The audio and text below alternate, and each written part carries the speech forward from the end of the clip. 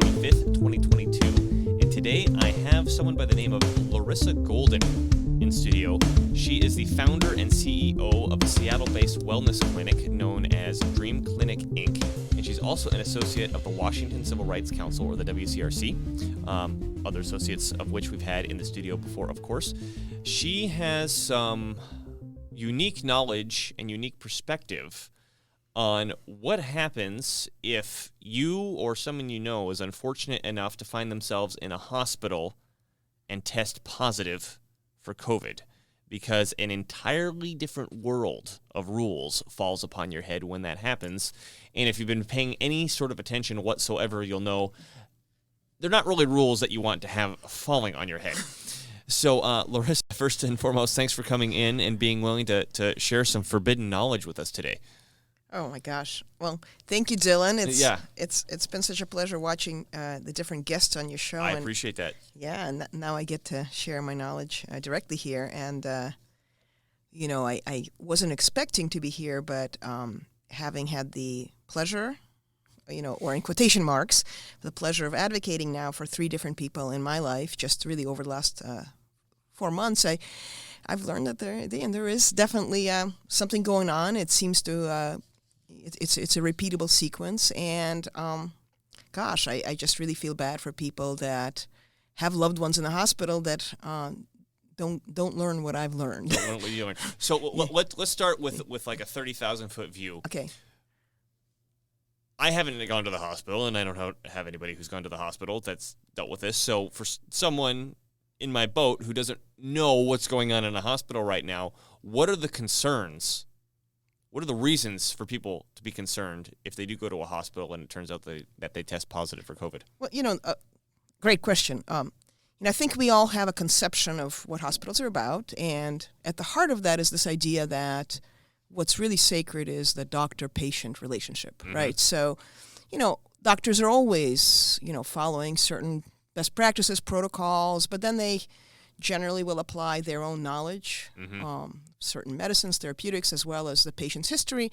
And the idea is that at the end, you get the best course of treatment. Mm-hmm. And what's happening with COVID is a little different. And I think that model that I'm talking about is still, predominantly is there if you're going in for something else, if you have diabetes or, cancer. Cancer, yeah. Right. You're still going to have a discussion. But when it comes to COVID, what I've learned, and again, just sharing, double check anything I say, look it up. But, the hospitals are really bound by a very rigid protocol. You'll hear it under the name of standards of care, Standards of care. And they, like so many other entities, have received funds from ARP, through the ARP, American Rescue Plan. And one of the conditions of the ARP is that, hey, not only will you get certain funds when you administer certain therapeutics, or if someone happens to go on a ventilator, but you also are absolved of liability. So a medical provider or hospital literally don't have to worry about being sued if something unfortunate happens. If we follow these exact procedures. If they follow government recommended laws, rules, regulations, guidelines, mm-hmm. which translates to basically, quote unquote, the Fauci protocol, the CDC right. protocol, right? CDC, NIH, they work in tandem. And this protocol, not only does it recommend certain therapeutics, which we'll talk about, but it also has a list of ones that you shall not use. And that becomes something quite different, because now you're basically talking about, patient choices, that goes away, so and the famous, we all know hydroxychloroquine, Trump announced it, there was a big hoo-ha about it, but yes. Hydroxychloroquine is one of the drugs thou shall not use in a hospital. You won't use fluvoxamine, which has proven to be, have strong anti-inflammatory benefits. You will not use ascorbic acid, which is vitamin C, high-dose vitamin C. Right, that's just, you shall not eat an orange. Right? Yeah. So you really have this extremely rigid protocol, which, in my humble opinion, is not the best protocol for the best outcomes. I'm not saying that it doesn't work for some, but there are countries or hospitals that do not stick strictly to the CDC protocol. Mexico, for example, is standardized on a certain horse dewormer. Mm-hmm. And Mexico's doing fabulously. They have a fraction of our mortality rate. There's a province in India with over 200 residents. I think Uttar Pradesh. You mean 200 million? 200 million, Yeah. excuse me, yeah. A few more zeros than that, but yeah. Yeah, and they are using a different protocol and having fabulous results. But in the U.S., a lot of hospitals are bound by by these funds they received by ARP, and so your loved one's going to get a very predictable sequence of drugs as well as other interventions. And then real quick, you're on a roll, but I do want to interrupt you because I think this is important. Yeah. Are you a doctor? Do you need to give a certain disclaimer before you jump into this information? Oh, absolutely. Absolutely. I was just in Boston helping my mom get out of the hospital. She also was diagnosed with COVID, and the nurse there said, "Are you a doctor?" I said, "No, I hang out with doctors, but I'm not." And she said, "Oh, I thought you were because you seem to be very knowledgeable." I said, "Thank you." And so anybody listening to me, please take everything I say with a grain of salt. Double check with actual doctors. I am not a doctor. I'm simply kind of in the medical profession. This is not medical advice. This is personal experience and cool storytelling. Yes, and and I happen to just kind of retain terminology and vocabulary, so I sound a little more doctorish than maybe I should or could, but it is what it is, right? Yeah, it is what it is. Disclaimer laid.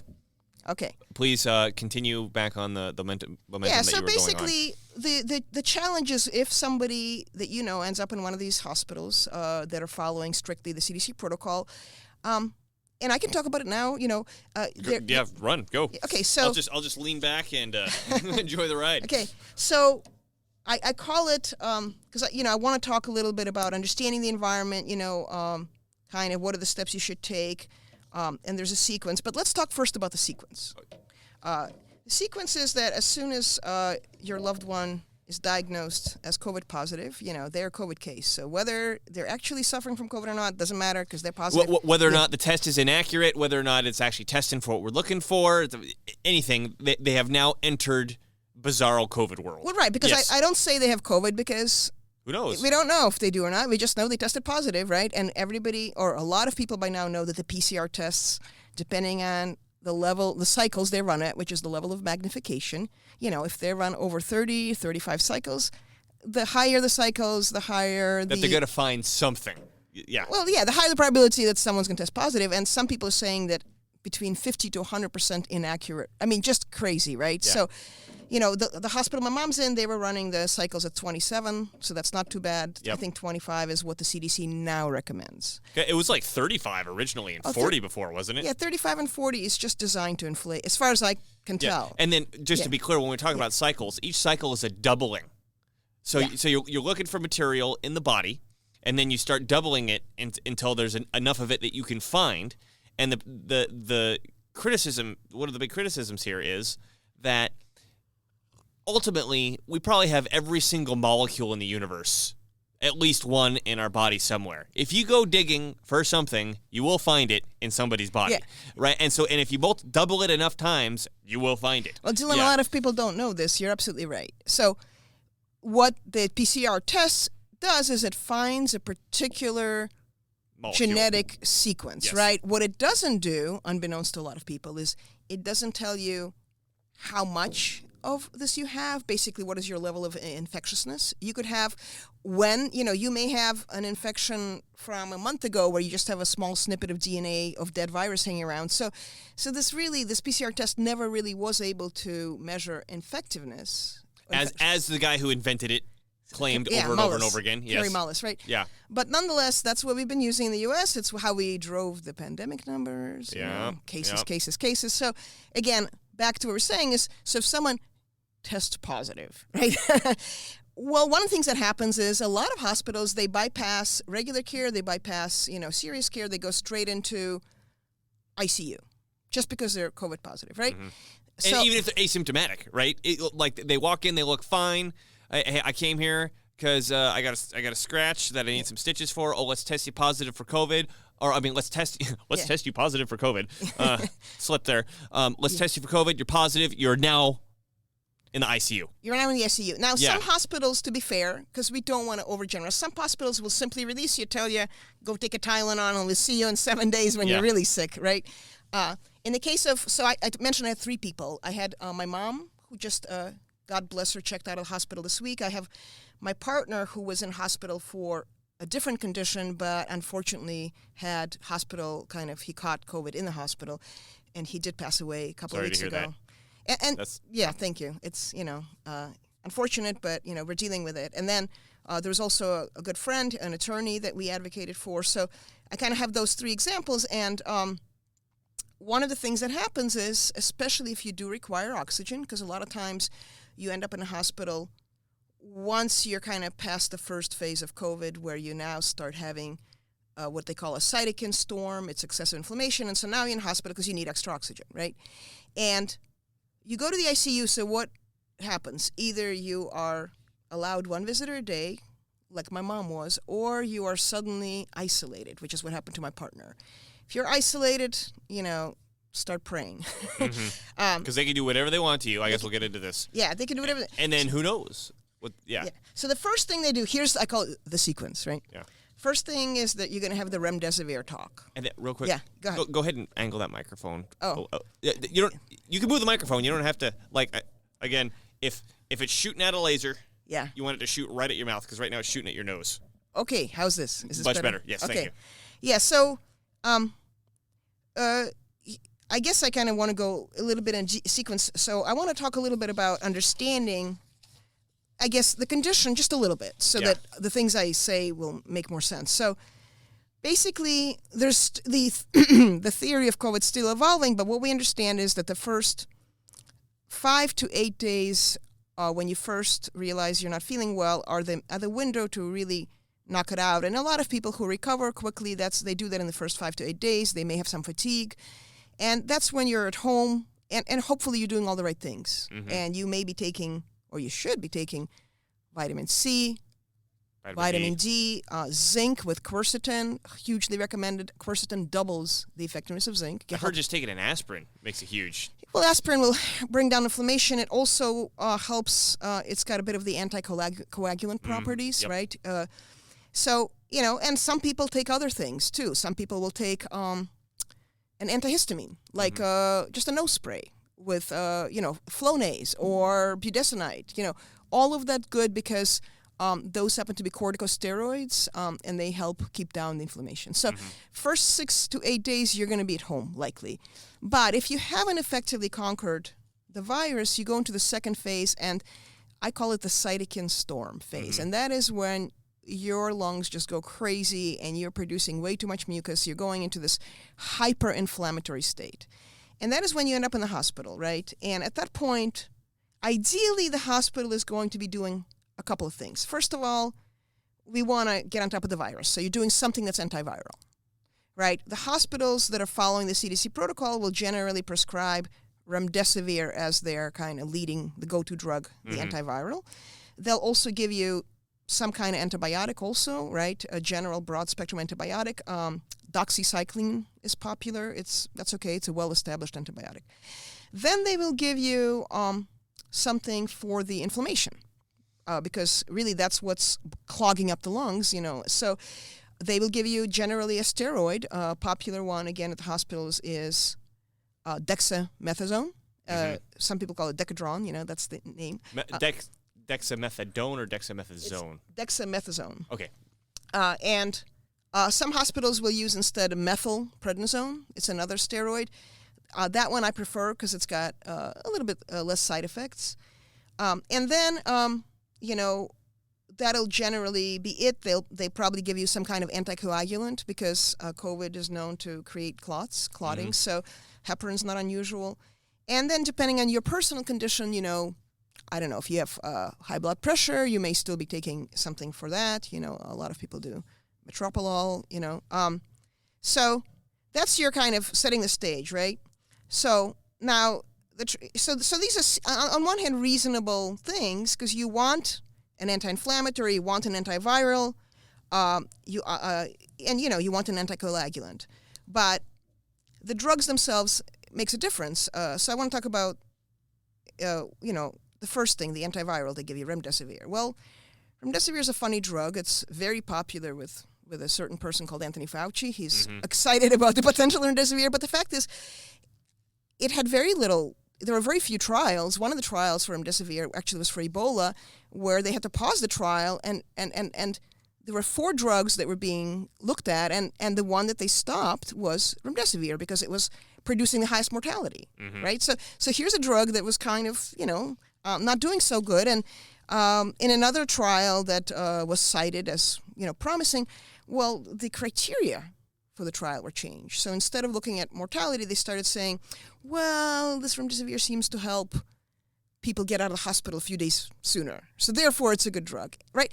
And I guess if you're going out in a body bag, that's leaving the hospital, right? Well, yeah, I mean, you can, when you literally redefine the criteria for success in the middle of a trial, that's something you have to, why are you doing that in the first place? And the thing about remdesivir, and I'm not going to, again, I'm not a doctor, but I've seen a number of write-ups, and anywhere from 10 to 40% increased mortality. Remdesivir is known to be it's tough on the organs. Tough on your kidneys specifically. Tough on the kidneys, contraindicated for people who are in kidney failure or have kidney damage. Also increases liver enzyme, can be tough on the kidneys. So here you have a drug that basically may kill your viruses, but while at it, it's going to damage your organs. So you got people that are really not doing well. Now, if you're a strong, healthy young buck, you may survive COVID and remdesivir, and then everybody's going to say, look, the protocol worked. But the fact is, it's, again, like, double check everything, but there is kind of an increasing understanding that remdesivir may actually be counterproductive for a large percentage of patients that are coming in. And in the case of because I kind of will intersperse these stories, in the case of my partner, he had already been in severe kidney disease. He was receiving dialysis, so... Ooh, and then you give him a thing that is hard on his kidneys? Well, let me tell you idea. the story. What happened is, so he goes into the hospital. We say from the get-go, not hospital, he goes into the ICU because he's now diagnosed with COVID, and we say, no remdesivir, right? Because we know it's very hard on the kidneys, and he's in kidney failure, right? And I actually talked to the doctor, and he's saying that, hey, if my partner ends up on an event, he's not likely to make it. And I say, okay, so, we're talking about potentially end-of-life situation here. I said, well, what about this thing called ivermectin? There's a lot of regions in the world that are having great results with it, and, it's known to not only have antiparasitic properties, but actually wonderful antiviral properties. It also happens to reduce inflammation. It's just literally just like custom designed yes. for... It's very safe. It's on the WHO list of 50 essential medicines, and this drug ivermectin has actually received the Nobel Peace Prize, or the two researchers that kind of discovered a lot of its benefits. And so it's a wonderful drug that, yes, it's also used for animals, but the paste that's used, for example, for horses, we all have heard about that. It's a human-grade paste. So, and then of course there's a lot of doctors that'll just give you a prescription for it. So it's not an animal drug; it's a drug. And so I bring this up to the doctor, and we actually agree that he's going to, right to try. He's going to give my partner a course of ivermectin. So 3-4 days later, I didn't know better yet at the time. He's not necessarily improving. He's needing a little more oxygen. So I just say to the doctor, hey, I want to confirm that he's still getting ivermectin. Here's what I find out. He never got it. No, even better than that. He goes, well, yeah, I gave him 1 pill. I'm like, 1 pill? You're supposed to give him, daily, 5 days. He goes, well, no, I didn't really agree to that. I just agreed to 1 pill. Hey, but don't worry, Larissa. We've given him remdesivir instead. I was shocked, right? It was in writing. It was verbal. We confirmed that remdesivir, was something we didn't want. He ended up getting three doses of it. And then the doctors, trying to CYA or whatever it was. Well, I said, why did you do that? We had very explicit instructions. You're going against the patient's wishes. He goes, well, maybe your partner didn't understand. He said one thing to me, saying one thing to you. Maybe he's just kind of a pleaser. And so that was kind of how the doctor got out of it. But how disgusting. I just got to, I mean. Yeah.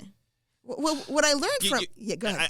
I have to expunge this is, your job is to heal people. Yeah. And if you're gonna take money to kill people, which is the story that I think we're gonna be getting into at some point, at least have the balls to have a good story about it. Not just this slimy like, oh well, maybe he was a pleaser and he just told me something different than what he told you. Like, Well, let's talk about that because yeah. it is sleazy, but this is part of understanding the environment. I'm just going to go through this, Dylan, and then go for it. If I go out of order, if you want to. No, you're the order. Okay, I'm the You're order. Yeah. So here's what I learned about the hospital, just passing along to everybody. First of all, doctors are rotated every 7 days. You will not have continuity, or at least the 2 hospitals or the 3 hospitals I dealt with. So a doctor comes on, they get familiar with everybody's history, they go around, they make their rounds, 7 days, and then someone else comes in. So don't expect continuity, right? And the doctors maybe spend 15, 20 minutes with your loved one. Mm-hmm. So the doctors, they're not as much of a presence. Now, nurses, on the other hand, are there, they check in, they bring the medicine, they make your I'm saying your loved ones, they make them comfortable. If there's a special request, if your family member doesn't want certain drugs, the nurses will speak up for that. They can also break the rules. Let's say you're only allowed to have 1 visitor, but you have someone from out of town that just flew in for 1 day. It's the nurses that can approve and override. And then is that a broken rule, or they have overriding authority? The nurses, especially the charge nurse or the head nurse, have overriding authority. Okay. So I guess the main thing I had to tell people is do not underestimate or overlook the role of the nurses. From what I've discovered, they really run the hospitals. Mm-hmm. And they do the bulk of the work.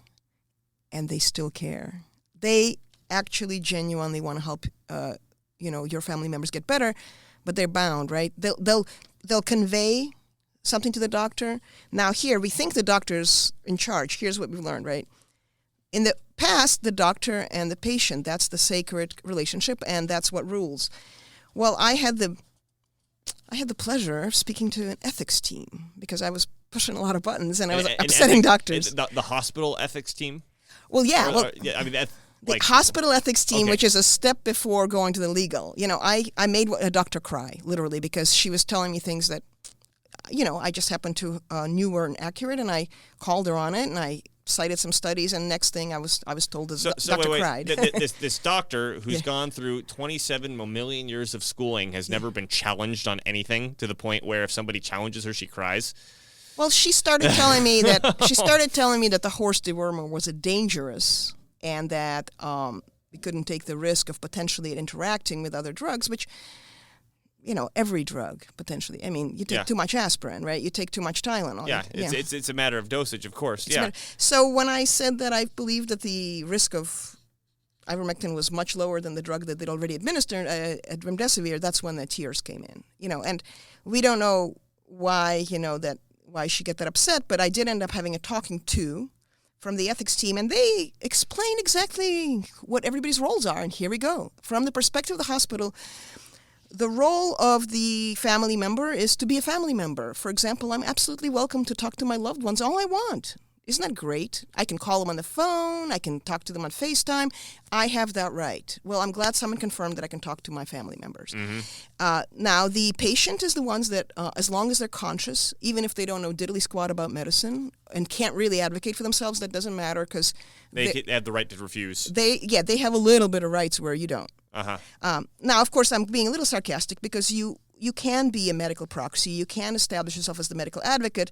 You just need to make sure that you're there for those conversations. Because the way the hospital started getting around me with my partner is they started talking to John, my partner, when I wasn't around. Because when I was around, I sometimes made it difficult for their agenda. So there was a lot of, well, John can speak for himself. And so I had to insist that, hey, sometimes he's not quite certain, mm-hmm. For example, he used to confuse two different drugs. I said, really, if I'm to be effective and help be part of the care team, that's another term, I really need you guys to be speaking at the same time with me and John. So they were using that as kind of a way to bypass and then, of course, my advocacy. I want to add in here is that any time that there's a technical mm-hmm.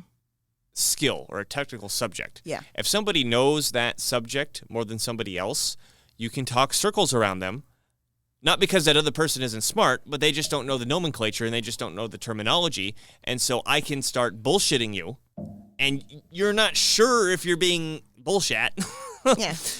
Because I'm just using all these words that you're not familiar with. So absolutely someone could take advantage of that and be like, oh, well, he can make this decision for himself, and we were clear with him, and you think, well, that's he doesn't understand the terminology like I do, so you could very easily take advantage of him. Yeah. You're getting it. And so basically in the hospital, right, you've got the doctors who now, when I did actually there's 3-4 times that I was able to get a doctor to essentially discuss something, and we agreed. For example, early on, we agreed that it wouldn't hurt to boost the immune system with a little bit of extra vitamin D. So there's a form of it called calcidifiol. It's a rarefied form of vitamin D.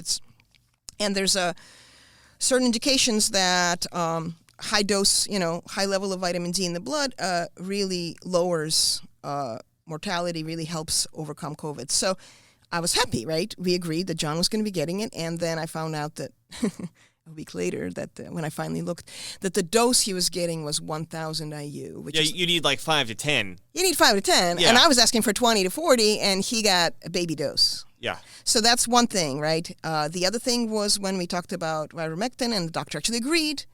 But then my perception is that they have to, back to kind of the dynamics in the hospital, is that when it comes to COVID, there's administration, literally, that reviews the decisions, and anything that a patient asks, if it's outside of the so-called standards of care, it gets reviewed and run by the administration. And the administration will consistently negate anything that's outside of this very narrow kind of prescription. So there's a doctor veto. There's a doctor veto going on, and the doctors... Committee. And and so you'll love this story. I was having a conversation with the ethics team. They confirmed that John's the one that gets to represent himself. I can just, quote unquote, help him, advise him.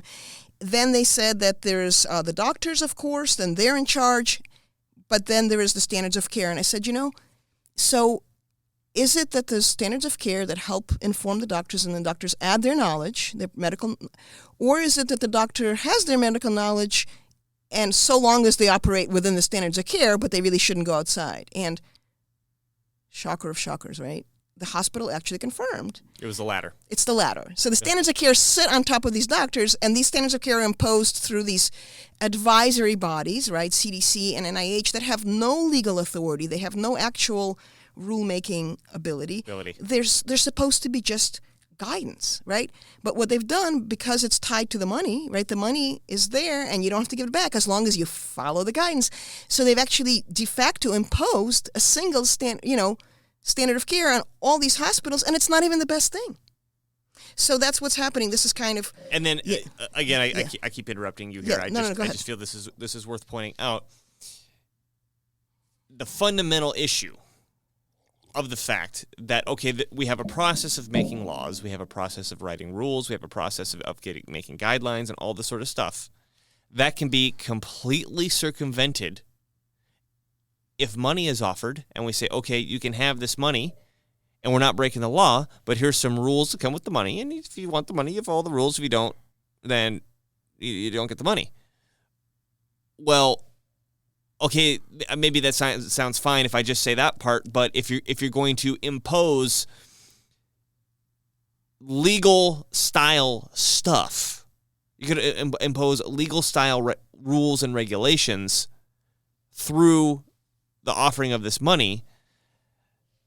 That's kind of lawmaking. It's you know what I mean? You know what I mean? It's de facto, and it's, I have a lot of C words for it, like coercion, corruption, crime, criminality. Yeah. Think about this, right? And by the way, it's not just this idea of here's funds for the hospital and here's kind of suspension of liability. You also have, and this is pretty well known, direct funding that's received. If it's a COVID admission, something like $13,000 for the use of a ventilator. You've got an additional $39,000 that's dispersed per patient.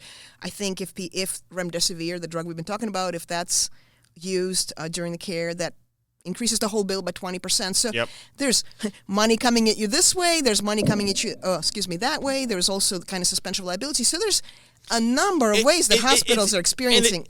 And the point, it's a lot of money. It's not like, hey, here's $20. It's like, hey, here's $200,000. Right? Right. It's a ton of freaking money. And the big one, freedom of liability. Freedom from liability, yeah. Holy shit. right? Yeah. I mean, one of the biggest things that doctors and medical professionals worry about is medical liability. Yes, it's right? a big deal. It's a big deal to be like, okay, you can't be sued. Right. Well, how is that even remotely legal? It's to set something up where that's the case. We're living in unusual times. Yeah. And the thing that, again, you can make anything sound palatable. You can say, well, hey, it's a novel virus. We're in a pandemic. Of course we want to remove liability because we want these doctors to be able to do their best. And sounds great, except for that's not what's really happening. Yeah, you're not letting them do their best. You're giving them the rules, and if they fall outside of the rules, then... Exactly. Yeah.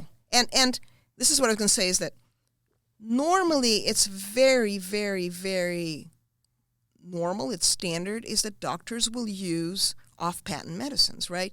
It's not unusual to, hey, let's try something simple. Hey, I'm going to use the story about budesonide.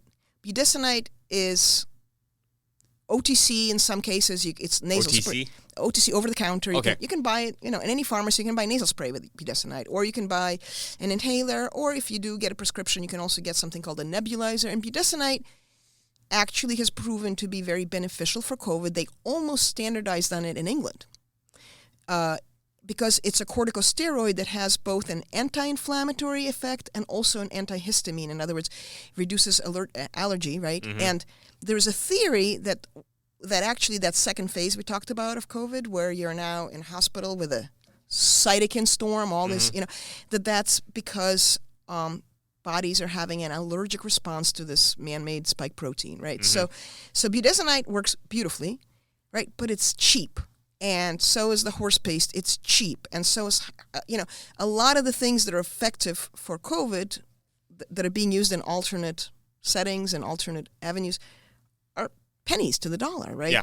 So you compare remdesivir, what is it, $2,500, $3,000 a dose versus... a quarter a dose for... Versus $10? Yeah. There's just so many different ways where you start wondering why, right? But we're not going to go there. We're just going to say that these standards of care are literally binding doctors in ways we've never seen before, where the hospitals are threatening them to stay within the lanes. The liability is a factor. They're literally potentially looking at losing their license. So the other day, right before Christmas, 3 days before Christmas, I get a package from my licensing agency, which I'm licensed through the state of Maryland. So the state of Maryland Medical Board sends me a package, and it is a complaint that's been filed against me. I have 6 days to respond. Basically, I end up having to respond on Christmas Day, okay, or earlier, to this attack claiming that I should lose my medical license. And the citations are that I didn't actually invent mRNA vaccines, a copy of the Atlantic Monthly attack article on me, claims that I'm licensed in Virginia, which I'm not, claims that I didn't graduate from Harvard Medical School, which I did. Okay, so I have to respond to all this stuff. Now, in going through it, and it's just false, all coming and pulled a bunch of stuff off of Twitter and LinkedIn and sent it in and saying, well, this is the reason why this guy should lose his license. Okay, because he is responsible for millions of deaths. He said it straight out. Okay, I'm responsible for millions of deaths because of what I've said on social media. Now, who is it that's filing this? It turns out it's the director of recruitment and external affairs of this hospital in Maui. This guy felt that it was necessary to send this little package of happiness right before Christmas to my licensing board to try to get my license taken away. That, what we're seeing across the United States and across the world, is it's the hospitals and the hospitalists that are attacking outside physicians. Do you have any knowledge as to why they're doing this, other than speculation? If I was to follow the money, I'm going to put it that way. Okay? Again, I can't get into their heads. Of course. I don't know what's making them do this. It's crazy. Okay? Never been done before. Right. It's happening. We went and did a presentation in Alaska, and the same thing was being done for the physicians that came out and spoke about early treatment in Alaska.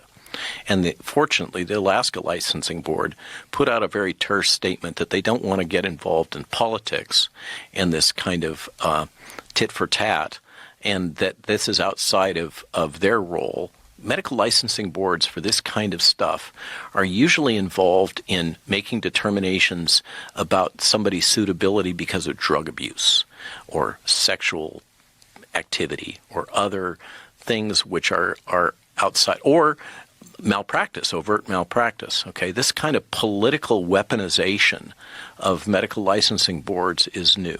Now, here's the observation that I can make if we follow the money, is that hospitals are incentivized to treat COVID patients.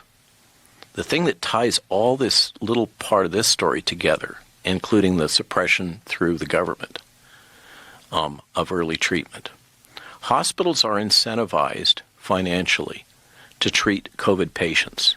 If COVID patients are being treated outside of the hospital and prevented from going to the hospital, such as the case in the Imperial Valley, where Brian Tyson and George Fareed have saved thousands and thousands of lives of indigenous Latinos that are coming across the border and working the fields.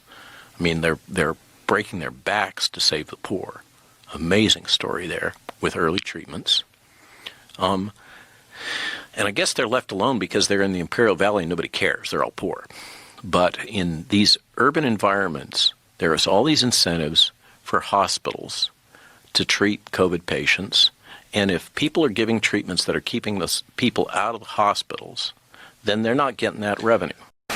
That now gives you more context for why that doctor who actually initially agreed with me that there was no reason not to try ivermectin, right? But then it became, well, I only agreed to give one pill, which was just a joke. That's what I'm saying. That is so slimy. Like if you're gonna hit me with something, you're gonna hit me with a lie. Give me something better than that, man. Yeah. So, right. Yeah. So let me talk about a little bit about I call it the sequence. Right. This is the sequence that I actually encountered in the hospital, and this isn't the COVID sequence. This is the hospital sequence. This is the hospital COVID sequence, and this is not just the three people that I interacted, but I also, I talked to people in the community. So I've actually had dozens of third-party stories confirming this. And here's how it goes. So it starts with potentially you're isolated in an ICU ward. Basically, you're now a COVID patient, and they come and they offer you remdesivir. Right now. If you're smart, you and your loved one have declined. Next thing happens, and this happens within a day or two, they come and they say, hey, you're on an oxidizer, or because there's different devices that'll supplement your oxygen. So you start off with just a regular nasal cannula, and that'll get you up to maybe 10 liters, 6 to 10 liters. Then you go to called an oxidizer, and that's still kind of it's like a nasal cannula, but it's a little higher pressure, and that'll give you more, right? And then the next device is called high flow cannula, and that's like it'll blast you with very like significant amount of pressure, and again you can raise the oxygen 30 liters, you could get up to 60 liters, and so then after that and it's all about supplementing your oxygen, right? And the term they use in the hospitals for those that kind of like to soak up vocabulary, they call it the SATs, saturation levels, right? So they say, hey, you're on you're on an oxidizer, you're getting, let's say, 15 liters of oxygen supplementation, and your SATs, which is saturation levels, are holding at mid-90s, right? So they're always monitoring what are your SATs, what is your saturation. Right. So I learned the talk, right? So now, go ahead. I do want to jump in here also for clarity's sake, and also to confirm, you can tell me whether this is true or not. So my understanding of why the oxygen is so important is obviously it affects your lungs. How is it affecting your lungs? My understanding is that the spike protein, there's two of them, and then one in particular, your white blood cells eat it in order to disable it. And typically when your white blood cells, they eat a foreign invader, they commit suicide, they die, and they take the thing with it.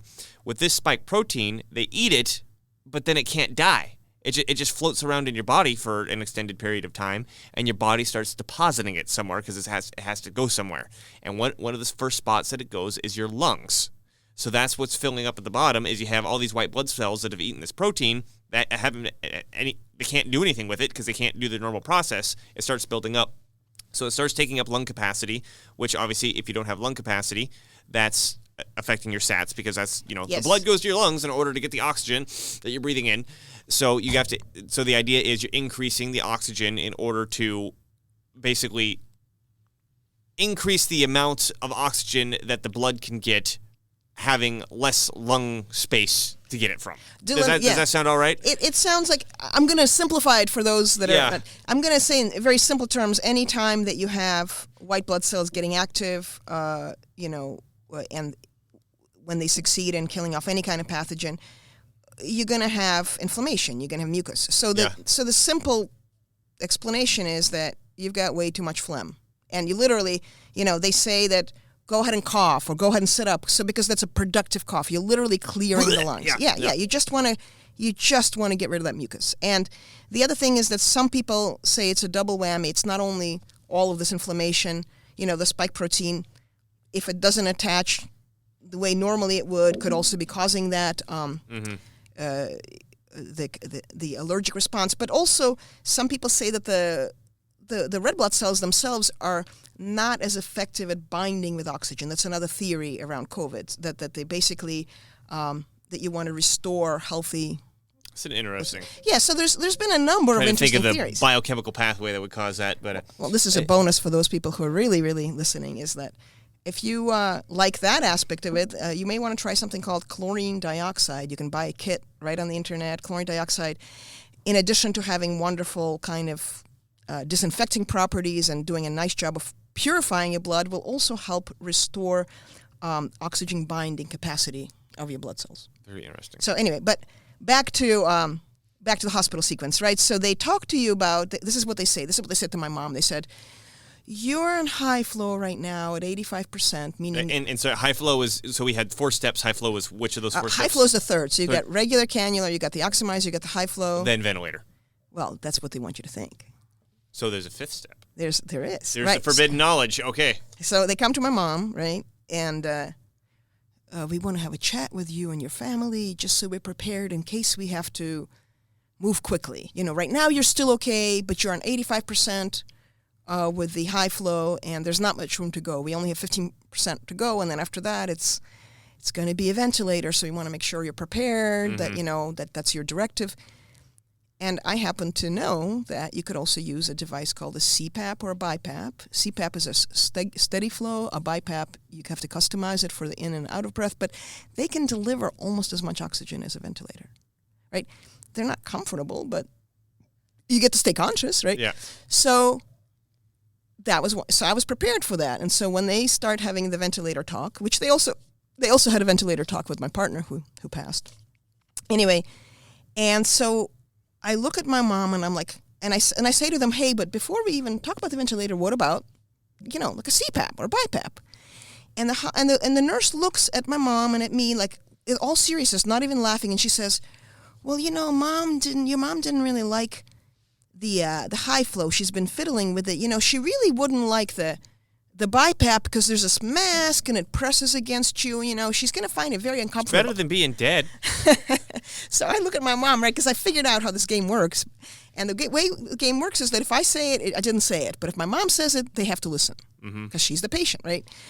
So I say, Mom, you need to understand that if you need more oxygen, not that you need it right now, but if you do, there's 2 options. They could put you on something called a CPAP or a BiPAP, and that's going to really press against your face. It's uncomfortable. You may be on it a few days. It's going to really dry out your mouth and your nostrils. But you get to stay conscious, or you can choose to go on a vent. Your body will get a little rest. It's much more comfortable. Now, of course, you'll be sedated because it's you don't want to be conscious when you're intubated, but it's much more comfortable. And she looks at me and she looks at the doctor and the nurse. She goes, "Is this some kind of joke?" Right. and this is what I was counting because my mom, she's 80-something years old, but she's very sharp. Mm-hmm. And she looks at them and she goes, "Of course I want to be conscious." Yeah. And she has a little Russian accent. So. That was a big Russian accent. Right, and so I look at them as if I'm surprised. I look at them with naivete and I say, well, looks like she'd prefer a BiPAP after all. So can we make sure that's on the charts that she would do that before we consider the vent, right? Meanwhile, what I'm thinking, what I didn't say is are you guys freaking kidding me? You're here selling the ventilator as the next option, Now, with my partner, John, it was even better. They call me up and they're like, "Oh, we're about to intubate your partner." And I say, "Well, doctor, oh my gosh, I'm so sorry it's gotten to that." I said, "Listen, what do you think his chances of surviving?" He goes, "Well, He's pretty sick, probably not going to come out of it. And I said, well, can I please say goodbye to him? We can do a FaceTime or something. Okay. So they connect me to the room, and my partner's there, and he can't speak because he's got the big mask on, but I say, hey, hon, how you doing? He nods. I say, hey, did you know that you're about to be put on a ventilator? And he kind of shakes his head, a big no. I said, well, would you like to be put on a ventilator? And again, I get the big no, and I said, how are you doing? I said, are you still breathing okay? He says, yes, right? And then I speak to the nurses. There's about 3 nurses around him, and I say, hey, guys, what are his current sats and level of oxygen, right? Well, he's on about 60%, which means he's got at least 40% to go. He was on a high flow. And Wait, you can go down to 20%? well, no, it's 40% to go to get back to... right. Yeah, okay, no, okay. it's there is the saturation, and then there is how much they're using of the device's capacity. So they're saying they're at the 60% of the device capacity. I understand. Right? And I say, well, how long could he stay in the state before we needed to ventilate him, right? They're like, 2 to 4 hours easily if his oxygen needs don't increase, And so I said, well, let's take those 2 to 4 hours. Looks like he doesn't want to go on an event. And I get a call an hour later from a different doctor. Oh, it's a good thing you talked to John when you did. Looks like it gave him a little encouragement, and maybe his will picked up because he's actually better now, so he's not going to need to go on an event, right? But they were like they already had the They were plugging in. They had the tube halfway down his throat. Yeah. They literally pulled out the tube so that he could talk to me. And he goes, oh, my throat's a little scratchy. So it's crazy, right? And then there's another gal I know, and I'm talking about this because people would be shocked. They're literally selling people on the event. There's another gal who checked herself out against medical advice. She says, Larissa, they came into the room every day for 7 days to tell me, wouldn't you like a break? Your body will get to rest a little bit. Wouldn't So you? they're selling people on the rest. They're selling people on how the vent will just help their body get a little break, the rest. What they don't tell you is what they give you when, now the gentleman I talked about, the attorney who actually did end up being put on a vent, they give you with it, get this, ready? Fentanyl. Ever heard of fentanyl? I have heard of fentanyl, yes. It's like the most potent opiate, right? It's Yes. I don't know, 10, 100 times more powerful than heroin? Yeah. Unreal. Right, unreal. And the thing about it is, if you're already trying to breathe and your lungs are trying to work, the last thing you want to do is be that sedated where all of your muscles are going to get so relaxed. Of course, you're not going to do any of your own breathing. You're going to be 100% on the vent because you're on fentanyl. So, Okay, I'll pause. I just got to say it again. So, obviously, fentanyl is a muscle relaxant. Opiates will relax you, and fentanyl is like if you thought heroin was bad, just wait. We have discovered, it's really, really, really potent. And so they get to this position where they're constantly trying to sell this ventilator, and part of the ventilator is the fact that it does the breathing for you. Yep. And one argument to get on the ventilator is because your body's not doing the breathing for you. You need help. Well, yeah, because so we're going to give you a drug that makes sure that you're not breathing. You're getting it, Dylan. You're such a quick study, and exactly these are the little surprises along the way. So the attorney that we helped. Well, I got to interrupt. Go ahead. So, does anybody think this wasn't planned out meticulously beforehand? I mean, come on. I'm not supposed to say these things. Okay, you stick your fingers in your ears and go la la la la la while I say this. But I mean, all right. So you have all these very sophisticated drugs, all these very sophisticated things that are supposed to help saving people, and every aspect of the way is to use it just exactly in the wrong way to lead to the next thing to use just exactly in the wrong way that ends up killing the person. And there's like 10 of these steps to get all. I mean. Call me a conspiracy theorist, but I think someone sat down and hatched this idea before it was proliferated. Well, now that you've taken your fingers out of your ears that you weren't supposed to listen to that too, please continue. Well, Dylan says, I'm not going to draw those conclusions because you did that so beautifully for us. Okay. All I'm going to say is I don't necessarily disagree. Because I don't necessarily disagree with myself either. It's like, this is the empirical information. This is what I'm experiencing now. If you have some logic in your head and you want to figure out why all this is happening, go for it, and you may end up with the same conclusions that Dylan just did, right? So anyway, so that's the ventilator talk. We actually had a very healthy, attorney who was 100% on a ventilator, and the family was being told that, he's really sick. He needs palliative care. And we said, why don't you get the hospital to start weaning them off the vent? Like, you can't do it overnight because that can kill someone, because the lungs have to get readjusted and kind of start breathing in there. Like, why don't they at least take it down by 10%, get them to 90% vent instead of 100, and then to 80, and then to 70. That's called weaning somebody off. And lo and behold, the gentleman recovered. And the first thing we said, get him off the, no fentanyl, switch to whatever you need, to morphine. Mm-hmm. So yeah, you're absolutely right. Like, this is the stuff they won't tell you. I'm just going to mention two more things, because to me it's part of the sequence, right? We talked about remdesivir, which is going to make certain people sicker. It's going to start attacking their organs. Then we've got the ventilator talk. Then, and this is back to my mom, she's hilarious. She goes, 2 days later after the ventilator talk, she says, I don't understand. She says, it's like they want me to give up. I'm like, Mom, what are you talking about? Because I was in Boston, and I literally visited her every day there for about a week. She goes, well, like they're talking to me about giving up, or something about how I should change the directive so that if something happens that they don't resuscitate. I said, oh, yeah, you're having the DNR conversation. They did the same thing to the others. The do not resuscitate conversation? They actively try to convince you, if your medical directive, if your record says that you do want to be resuscitated, they will come and they will try to, and I don't know how they justify it, but they literally try to talk you out of the DNR. They want you to change it. So you die. They want you to change it to a DNR so that if you do suddenly need to be resuscitated, they'll just stand there and nobody's going to help you because you changed your directive.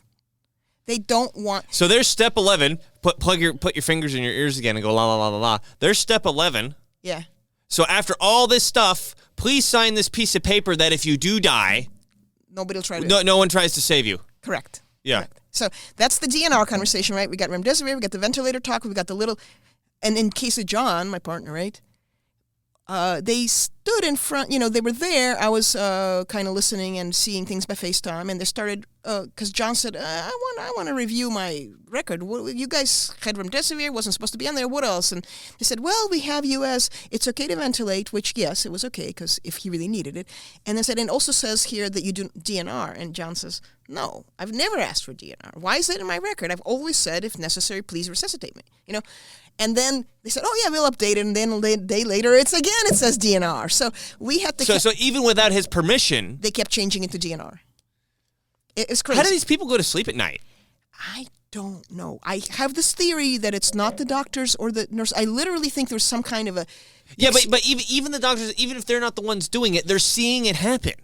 Yeah, I mean, okay, let me tell another example. Yeah. So, a couple jobs ago, I worked as a project manager for a restoration company. I won't name it because it went out of business and doesn't matter anymore. But for insurance restoration, pipes break in your house, tree falls on your house catches on fire, something like that. I was managing the money that was provided from the insurance company and hiring subcontractors to put it back together, right?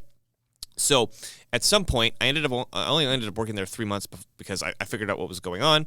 It was my job to find these subcontractors, and they were supposed to be paid 30 days after they completed their work. So 30 days goes by. Where's my money? Oh, the GM always had this really good story of why there wasn't any money, and it kept going and going. And at some point, I recognized the fact that these guys weren't going to get paid. Right? Right. And our boss, in response to this, just kept saying, well, call new contractors. Call new contractors. The problem is you're putting too much money on one contractor's head. Yep. You need to call more. And I'm doing math, and I'm like, okay, if I got $100,000 worth of work, and I give it to one guy or 10 guys, you still owe $100,000. Right. Like, this doesn't make any sense. And when I finally realized that, I don't know if they were intentionally stealing or they just racked up so much debt that they couldn't, or the company was dying and they just couldn't pay these people off. But I recognized that when I picked up the phone to say, hey, contractor, I'll pay you $4,000 to do this work, I knew he wasn't getting that money. I knew he wasn't getting that money. And immediately what happened to me is I said, I'm stealing. Because I'm getting a paycheck from all this. Right. I'm getting a paycheck from all this. And I know that this guy's not going to get paid. Right. I'm participating in this. And the other PMs, the project managers, said, yeah, we don't like it, but we're going to stay on. Well, And I'm just so confused. Like, I immediately recognized what I was doing, and I went and found another job. I really, Dylan, I genuinely believe that the nurses are well-intentioned and most of the doctors, but if there's such a thing as a little evil administrator troll that looks through, and I literally just, and it's crazy. That's what I see in my head. I see someone that's, not part of, not a medical professional, more of an administrative professional that's sitting around and overriding, that particular patient, that's a good target to exit, let's flag this one for the kill protocol, and let's say, I don't know what they do, but the impression I got is that, first of all, we've got nurses that are, they've lost a certain portion of the workforce because of whatever, maybe the jab mandates. Yes. And you've got doctors that are constantly being rotated. So it's almost like an intentional environment of discontinuity and chaos and extra stress. So they kind of attribute it to that. They say, oh, somebody must have misrecorded it or they mistyped it. Yeah, that bullshit wouldn't fly. I'd figure that out. Yeah, but that's the but maybe I'm exceptional. I don't know what the deal is, but I figured that these people have gone to all the school should be able to put two and two together to say, okay, what I am participating in this mess, and now I understand because back to my story. Normally, I would have quit on the spot. But this is my first job where I had a wife and I had a child. And my wife, on several occasions, had to talk me from jumping over the cliff to say, you better have a job before you quit that one. Right? And it's just like Rex, like, I can't go to work and steal from these contractors anymore. Oh, my God. So, I mean, I get that. However, if that's true, how are you still selling the DNR? How are you still selling? Like...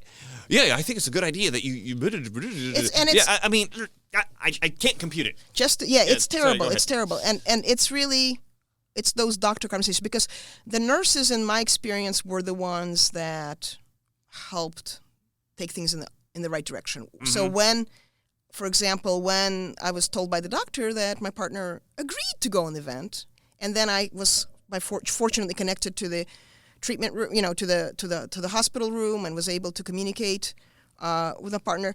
The nurses, I said, who is around, and they identified themselves. There were 3 or 4 of them, and I said, do you guys see what John is saying? And they said, yes, we see clearly he does not want to be on a ventilator. I said, also, that's when we said, do you hear he does not? He does want to be resuscitated, and so they called that in, and they are the ones that got things canceled, and they're the ones that got his record updated. So again, they're trying to do the right thing, right? The one thing I didn't mention, Dylan, because you're already seeing how completely corrupt this appears to be, is the last one is if somebody gets through those 10 to 14 days of the cytokine storm, right?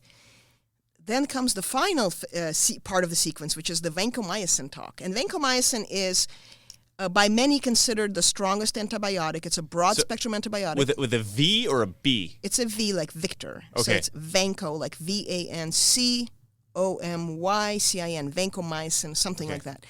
And, again, I had read about it, and I knew that it's literally not indicated for someone that's severe kidney disease, right? And John was beyond severe kidney disease. He was in stage 5. He was in kidney failure. He was totally... On dialysis, yeah. Yeah, he was on dialysis. So I said no to the vancomycin. And what they do is they say, well, you now have bacterial pneumonia, which is really just an extension of poorly treated COVID, because if you cut the steroids too early and if you don't knock out the inflammation and if someone's still continuing to have that inflammatory response, then that can lead to pneumonia. Pneumonia is a common end-stage condition for many. It's cancer can become pneumonia, anything can become pneumonia. So can COVID. And so with my mom, it was the same thing. She still needed more oxygen than they expected, and they came and they said, "We think she may be developing pneumonia, bacterial pneumonia. It's always bacterial, right?" And I said, "Well, think or no?" Yeah. Well, we think, but just in case, we're going to give her vancomycin. Just in case we're going to give her a drug that kills people. Well, it's the remdesivir and vancomycin combo that, one increases mortality by up to 40%, and vancomycin is in another 10%. So those together will increase your mortality probability by up to 50%. Pretty hefty, right? So and that's assuming that they don't work together to make it even worse. Yeah. Well, yeah. So with my mom, she got the benefit of everything we learned. I said, when they come, and we anticipated it. I said, they may come peddling vancomycin. I said, if they do, just remember those words, vancomycin, vanco. I said, just turn it down and She did. And they said, I called in the next day, how's mom doing? Has there been any new drugs added or subtracted to the protocol? Well, we tried to give her vancomycin, but your mom's real stubborn. Oh, she's stubborn. And I'm like, yeah, she is. What a negative trait. Yeah, Yes. I'm like, yeah, she's really stubborn. And I'm chuckling, right? Good job, Mom. And my mom continued to be, quote unquote, stubborn. They offered it to her 4 days in a row. Would you like some today? Would you like some today? Would you like some today? And again, she's out of the hospital. She improved. Are you really sure you don't want to take this shot glass of hydrogen cyanide? No? Okay, well, we'll be back tomorrow to ask you the same question. Yeah. So I think I do want to kind of talk through, Dylan, a little bit on kind of what are the steps at this point, having experienced what I did, what someone can do. Yeah, let's talk about strategy. Strategy. We uncovered the forbidden knowledge, a lot of it. Let's talk about strategy, yeah. Application. So first thing, the moment that your loved one ends up in the hospital with COVID, test positive, get added to the record. And what I mean by that is, like, make sure that your name and your phone number are on. You just say, I'd like to be added to the record, have the patient confirm that they want you on the record. And if you're the one that's going to be kind of the medical expert in the family, then you put in that you are the medical proxy. The medical proxy. Medical proxy, right? Now, do you need permission from the patient to become the medical proxy? Okay. They will always check. As long as the patient's conscious, they will always check. So in the case of my mom, there was me, my dad, and my sister. My dad doesn't know anything about medicine. My sister's got a funky personality, so they decided I was going to be the chief communicator. So they needed to add me as the medical proxy, because otherwise what happens is you'll call, and they'll say, well, you're not on the record. We can't discuss things with you. Right. Second thing is, if there's a lot of people in your family, choose one, because the hospitals are busy. They really get annoyed if it starts being multiple calls, 2 to 3 different people. So they'll say... So have a family representative. Have a family representative. Yeah. And in the case, it became me. That's number thing. Number 2 is, I recommend daily touch base, daily advocacy. So, what I did is, the very first day I showed up at the hospital, I said, we would really like to have... the list of medicines. Sometimes they can email to you, but sometimes they'll say, no, that's too difficult. We can't do it. Well, can you fax it? No, too difficult. Can't do it. Well, can you print it out for me, please? Yes. So one way or the other, get the list of medicines. In the case of my mom, now this is the list of medicines that are being given or potentially given. Well, they'll have both. They'll have the ones that are being administered, and then they'll have ones that are called as needed, which is the ones the patient can request. Check this out. This was my mom when I first got the list of medicines. She was on 22. We got it down to 15. We removed 7. First of all, she was also, because she's got cancer, unfortunately. One of the things that's going around nowadays.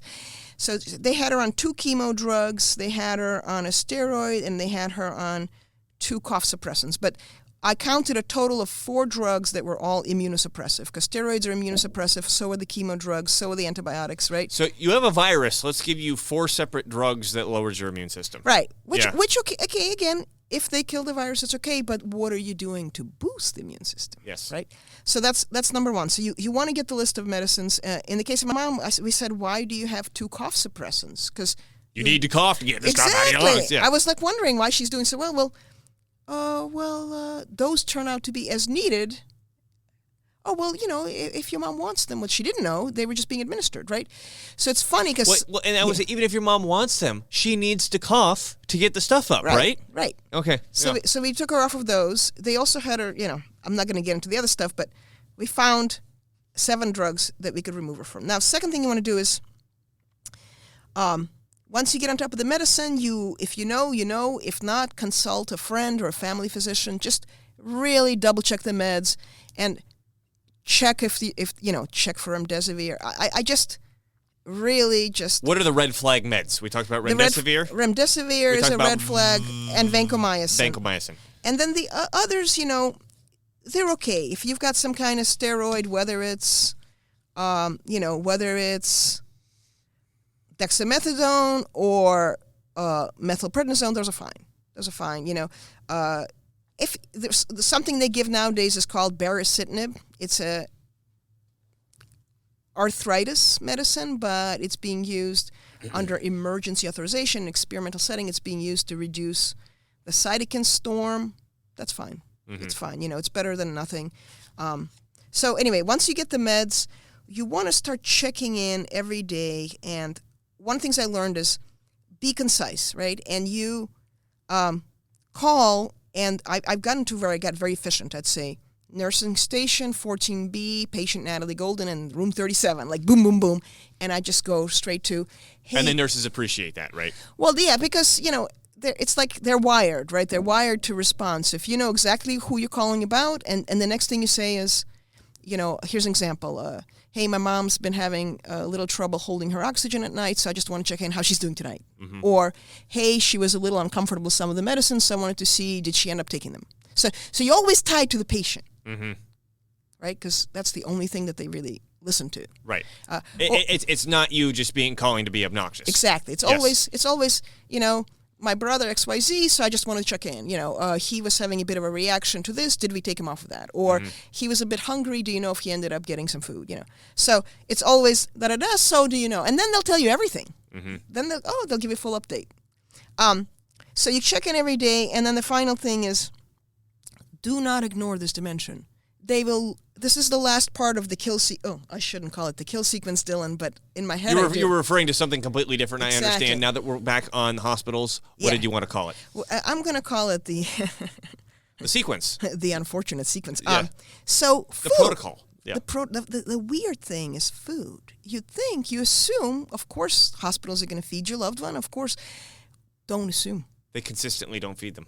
They will say, well, someone can do okay for up to 7 days without food. If it's more than 7, we'll consider giving them intravenous nutrition. Right now, we don't really want them to eat because we are afraid they're going to aspirate. It's going to go into the wrong chamber. It may go into the lungs. So if they're on high flow, we're not comfortable with them eating.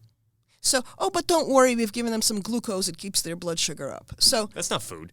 It's not food. And so this is when I was having that. Remember I told you I had that conversation with the ethics team? So, I just need to digest again. I'm going to try not to have an outburst, but they're starving the people too. They're starving them to death as well. They're fucking starving the people too. Yes. Oh my God. Okay. So my partner at that point had actually conquered COVID. He was testing negative.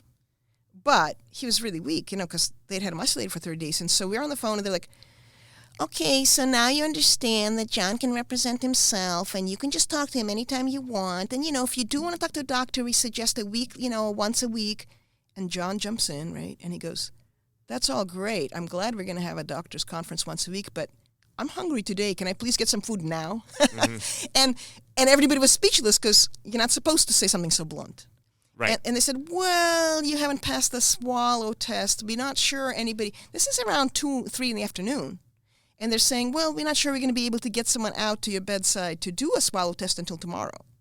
You could just starve because we're kind of busy. And John says, well, because they're talking about a formal test. He goes, well, what about just an observational one? We don't need a doctor, just a nurse side, just kind of literally give me something like applesauce, see if I can swallow it. So basically we harassed the administration into doing that. Into feeding because it became embarrassing for them because they kept saying that they wanted me to stay within the lanes. And I said, listen, I understand, but if I know that my partner here is literally telling me he's starving, he hasn't eaten for 3-4 days, I'm going to call the hospital once an hour until he gets fed. Yeah, I was going to say, when someone tells you to stay within the lanes, yeah, you're not the person who determines what my lanes are, dude. No, I know you'd think that. If don't ever let somebody say stay within your lane when you haven't pre-discussed what the lanes are and have agreed to what the lanes are. If someone just comes out of the blue, your lane's over here, you know that they're trying to take advantage of you. They are, and the thing they used with my partner a lot and embarrass him, embarrass him for it. Yeah, they definitely used the loophole about. Well, he must have said different things, He actually had agreed to the ventilator, but apparently he said something different to you. Or, yeah, he actually was fine with remdesivir. So they did that a lot, that he said one thing to you, he said one thing to me. That's how they covered their butt a lot. Mm-hmm. And it was the same thing with vancomycin. And nobody's there because they're not allowed there to hear what they actually say. Yeah. It's a big scam. Okay, so the food, right? If you're able to get in the hospital, bring the most nutritious food you can because, I'm sorry, but this was the case before hospitals. Hospital food is disgusting. Hospital food's disgusting if you can get that. Yeah. But in the case of John, he was, the tables that would have food, they weren't within his reach. So literally the only way he was going to get food is if somebody brought him, even if he ordered something to arrive from... Yeah, they'd sit there and he can't get it. He can't get it, right? So literally someone has to go in and hand it to him. And so if you can get in and bring, I don't know, vegetable soup, bring in a smoothie, bring in just good, wholesome fruits and vegetables, just, Meat. jam-packed with vitamins, minerals. And this is my joke, okay, ready? So hope you're listening between the lines. But if you want to put in other surprise goodies, little lovely, little tiny little teddy bear with a heart, that's a lovely message. Or if you want to put in some gummy bears, maybe they're kids' gummy bears that are actually vitamin D or C. Yeah. One of my favorite surprises is, why not put a little bit of horse paste in there, In some applesauce? In some applesauce, yeah. Yeah, delicious. That sounds delicious. We had some granola that had a little bit of some zinc. So whatever you want to put into, if you can get there yourself, that's great. Or you can literally just drop off a care package. But my point is, that was one of the big factors with my mom, is that my dad, who's like 82, would come every day religiously. And feed her feed her. He always brought in some fruit. He brought in, mashed potatoes, just really good, wholesome food. And he brought in a little bit of horse paste, and worked great. Worked like a charm, applesauce is always there. So, basically do what you gotta, because the hospital's not going to do it. Well, and I mean, just even before all this COVID stuff, my dad was not frequently, but occasionally in the hospital, and he told the same thing. He's like, I haven't eaten in 3 days. No one's came to give me any food. They don't give a hoot. They act like the only thing. Here's a conversation I had with a doctor. You're going to chuckle, because I just have so many of these. I'm talking to this doctor, and of course, I've learned that there's something called pulmonary hygiene. Another word for it is pulmonary toilet, and it's literally a word for how do you keep the lungs clean and healthy, right? Free of mucus. And pulmonary hygiene is not about pharmaceuticals. It's about, did you help someone sit up? Or there's a term called proning, where they're actually leaning forward. Help the... What it does is it shifts the blood flow through a different part of the lungs, the part that's not as affected. So proning is well known to improve oxygen saturation for COVID patients. So this doesn't even cost $10. This is just literally lean, and it's not even a lot of effort. Just lean the person up. They won't even do that. Yeah. Well, no, they will if you ask. If you ask. But you can also do other things. You can... Again, I got to go back to, you guys know what you're doing. I don't care how dumb you're playing it, people in the hospital. You can see what's going on. Well, yeah. Yeah. So with you can do that. You can also help do a little bit of tapotement, vibration in the back. Just literally mechanically create vibration to loosen up lungs. And the other thing you can do is you can do something like a nebulizer, warm, moist air that, again, to help loosen mucus. So check this out. I'm talking to this doctor, and I'm like, what are you guys doing for pulmonary hygiene? She says, well, we're giving this antibiotic, I said, that's great, but what are you doing for pulmonary hygiene? Yeah. And again, she starts rattling some pharmaceutical names, like, we're doing baricitinib, that's going to reduce the cytokine storm. And I said, oh, I'm sorry. Sounds like you're doing great when it comes to the drugs, but I'm talking more about more mechanical things, like helping my mom sit up or helping her get a little vibration going. How about a nebulizer? And the doctor says, oh, well, I can talk to the pulmonary unit and see if we can get that done. And by next day, they're doing it. So they know how to. But they know how to fix all these people. They know how to heal all these people. You have to ask. It's crazy. You have to ask. I also asked, to be honest, what I do is... And you have to ask, and you have to be stubborn, right? You can't just ask once, because they'll say, oh, no, we won't want to do that. It has to be like 3, 4, 7, 12 times. Well, with my partner, I was more assertive. I was more aggressive, and I would say, I want this, and that didn't play well at all. Mm-hmm. So that's one of the things that the hospital did. Is like, well, you're not supposed to demand. You can only recommend or ask. We decide. And in fact, and then, of course, well, the doctor doesn't even decide. It's the administration. So when it came to my mom, which was a little later, everything was a question. Mm-hmm. Well, would this be beneficial? Well, what do you think about, sitting, I read a study here. It looks like proning is really beneficial. What do you think? And then at least they can make it like it's their idea. Here's another good one that I've learned is asking no-oriented questions. Would you be against... Right. That's a good one. Speaking of which, right, so I want to share some magic words, right? Let's hear them. And by the way, I asked for, when it came to my mom, I actually brought a copy of this. I asked for like 6 things, and we got 4 of them. So first thing they asked is, can we please add an antihistamine? Because there's a growing body of evidence that says that whole cytokine storm is related to an allergic response. They didn't. No, they did. They gave my mom inhaler with budesonide, which is wonderful, and then they put it out of her reach.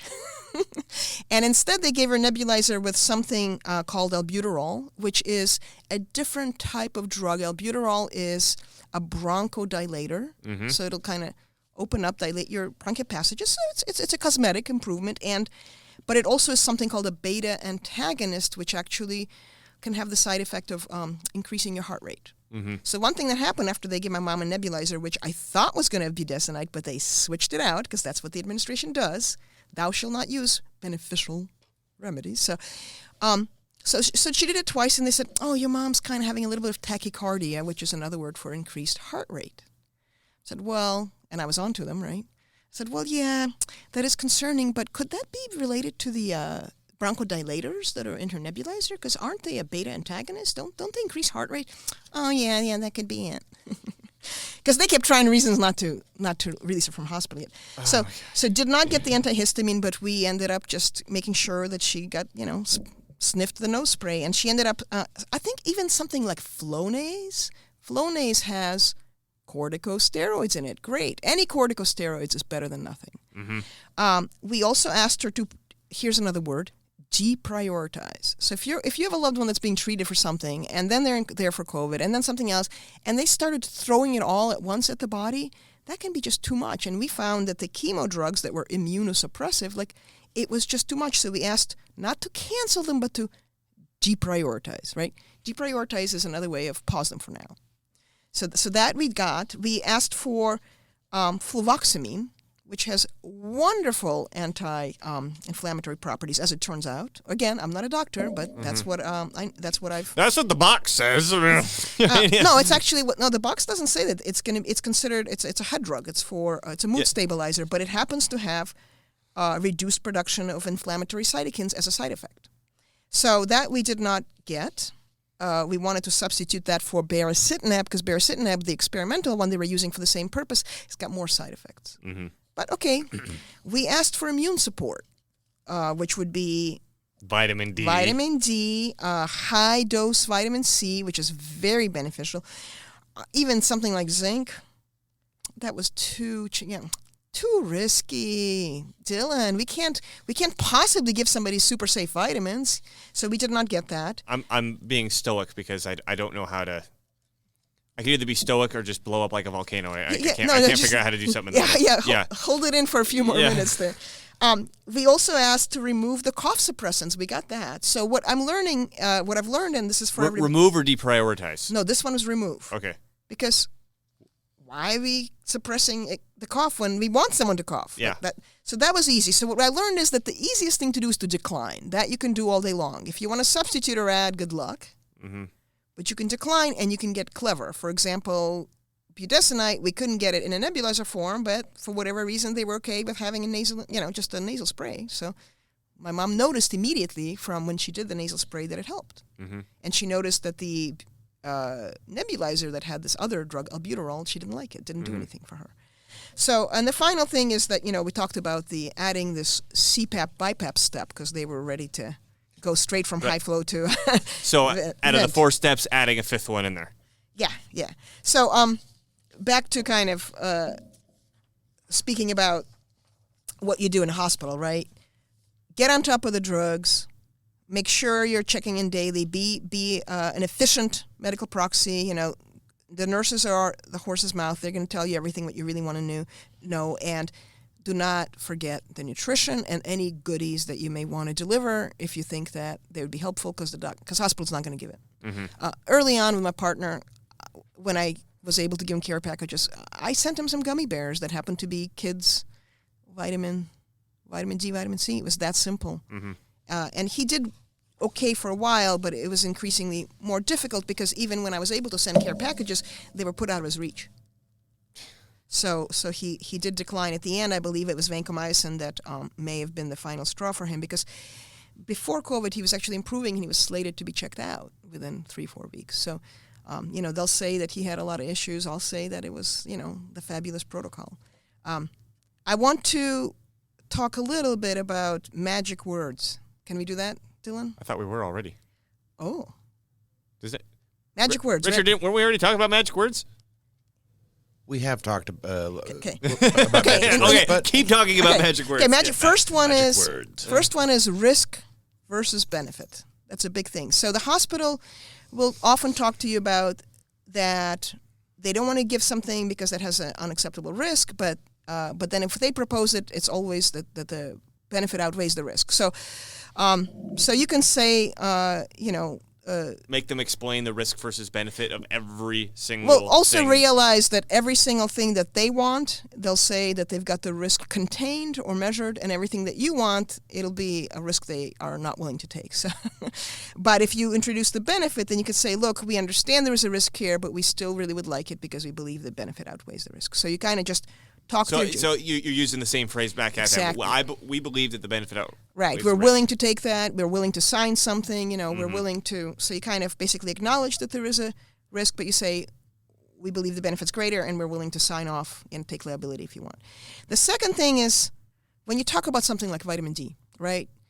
You can say, hey, what's the downside? There's no downside. What are you afraid of? In the case of my partner, they didn't want to give it to him because they said that vitamin D can increase the amount of calcium in the blood, and that was an issue for my partner. But they had him on 2 other drugs that were already binding calcium, so that would be a perfect example of, there's really just about no downside, and the risk is already well controlled, and we believe the benefit's greater. Next is evidence-based, and that's a big thing because all the doctors will always tell you that, they don't do anything unless there's evidence for it. Supposedly there's studies now. The studies that There is evidence that we're going to be paid a lot of money if we do it this way. Who produces the evidence?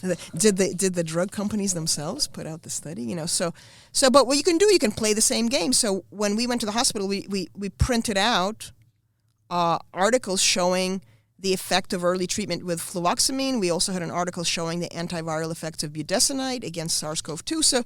So you can have this article printed and ready to go. And so when you meet in the hospital with a nurse or with a doctor, you can say, hey, we have evidence-based information here that this may be beneficial. And then, I'm sorry, were you going to print out those articles? Well, I actually have. No, but I mean, like, if I what's that article on? That one is about budesonide. So if I said, okay, I want to bring in something about budesonide, I would go to, what's the website here? MDPI? Yeah, it's whatever it says at the bottom there. I didn't memorize it, but yeah, MDPI. So this going to a journal, whatever the journal is, and then being able to produce an article that says antiviral effect of budesonide against SARS-CoV-2, and then you should be able to figure out from the abstract roughly what the results were, and you shouldn't have to read beyond that, because I doubt they will either. Right. No, and they don't actually, but it's your way of saying, hey, we're not just coming spouting things, because the hospitals will always take the position that everything they do is evidence-based. So you're like, okay, well, this is evidence-based too. That's all it is. Here's one. The Lancet's got a number of articles. Here's one from the Lancet called. Can I see that one? That one is about fluvoxamine, right? Yeah. Effect of early treatment with fluvoxamine on risk of emergency care and hospitalization among patients with COVID-19. Okay, so that's from the Lancet. You can find that.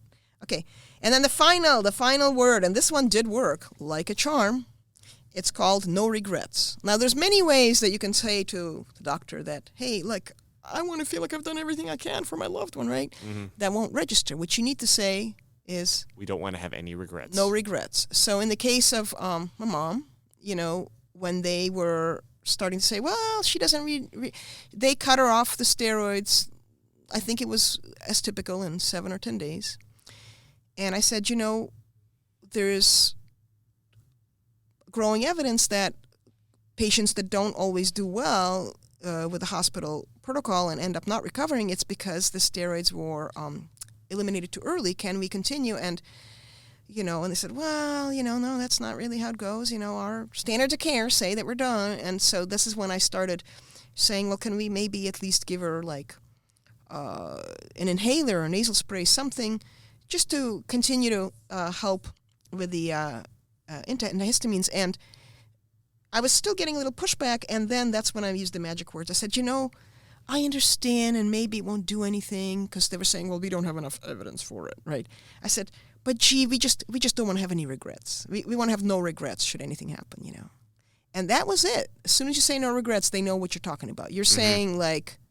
That's the nomenclature. That's the it nomenclature. It has different meaning in the hospital To them, world it is a very specific meaning, which is you haven't tried everything yet, and we are requesting that you try this. So if you're really trying to push for something, that's the final words you're going to drop in there. That no regrets. We want to have no regrets. And I want to, Dylan, because I know we've been talking for a while, I just want to spout a few. How much time do we have? We can go until midnight if you want to, but real quick, can you just list the magic words again? Okay. All in an order. Okay, yeah. So, risk versus benefit, no downside, like no side effects or low side effects, no downside, evidence-based, and no regrets. Okay, so there's 4 magic words. Yeah, and I got phrases. I got these from a friend who's, a family friend who is a doctor. He actually is an oncology doctor, and I said, hey, it's been so difficult dealing with these hospitals. They push back against everything. I said, give me some phrases, and that's where I get, So this is straight from a doctor, right?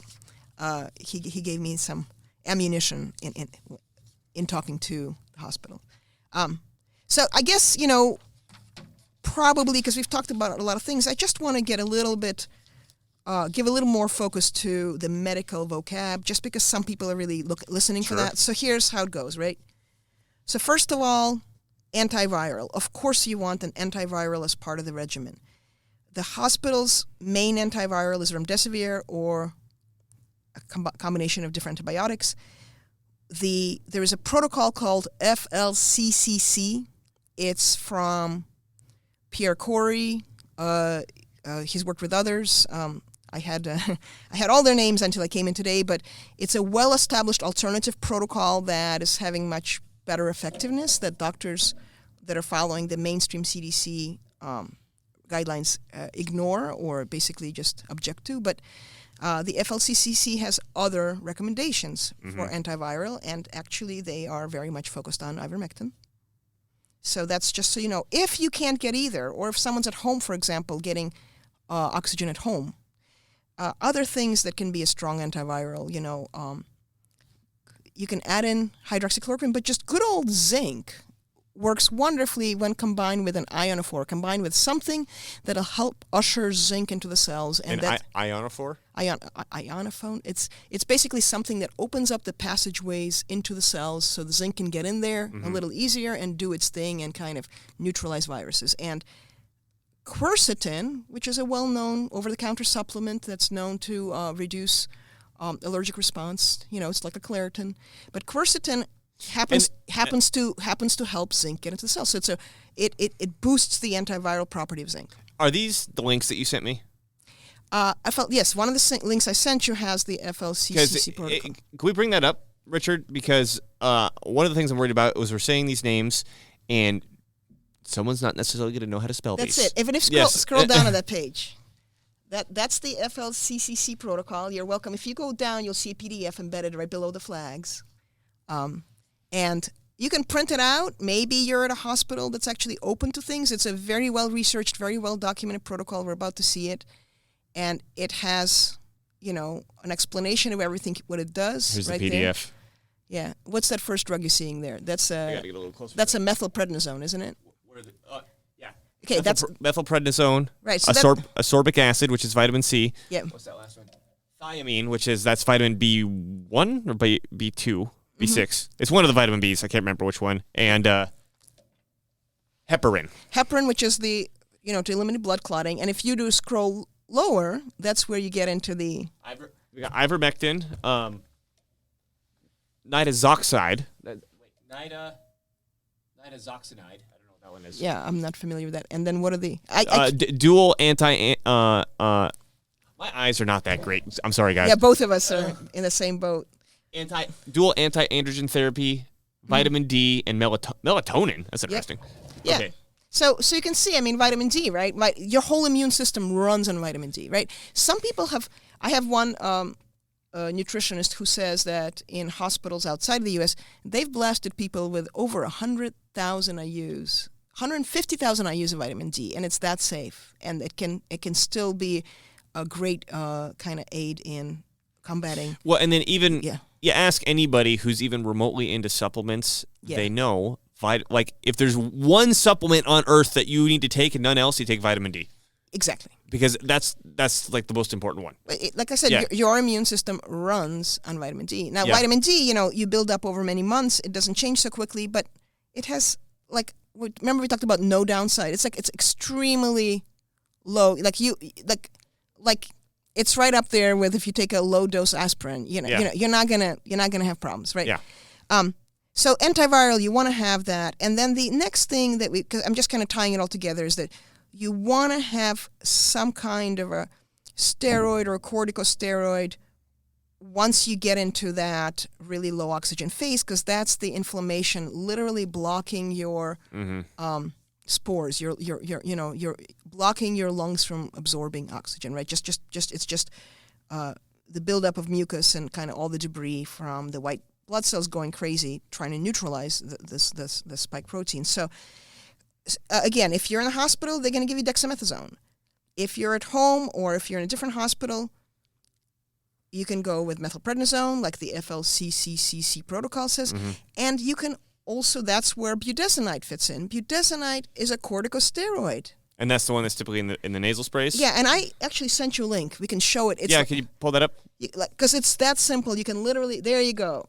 Budesonide nasal spray. Just have it at home, and now you're prepared for COVID. It is one of my favorites because in addition to being a corticosteroid and having the anti-inflammatory effect, it's also obviously used for asthma, and so it also has the antihistamine.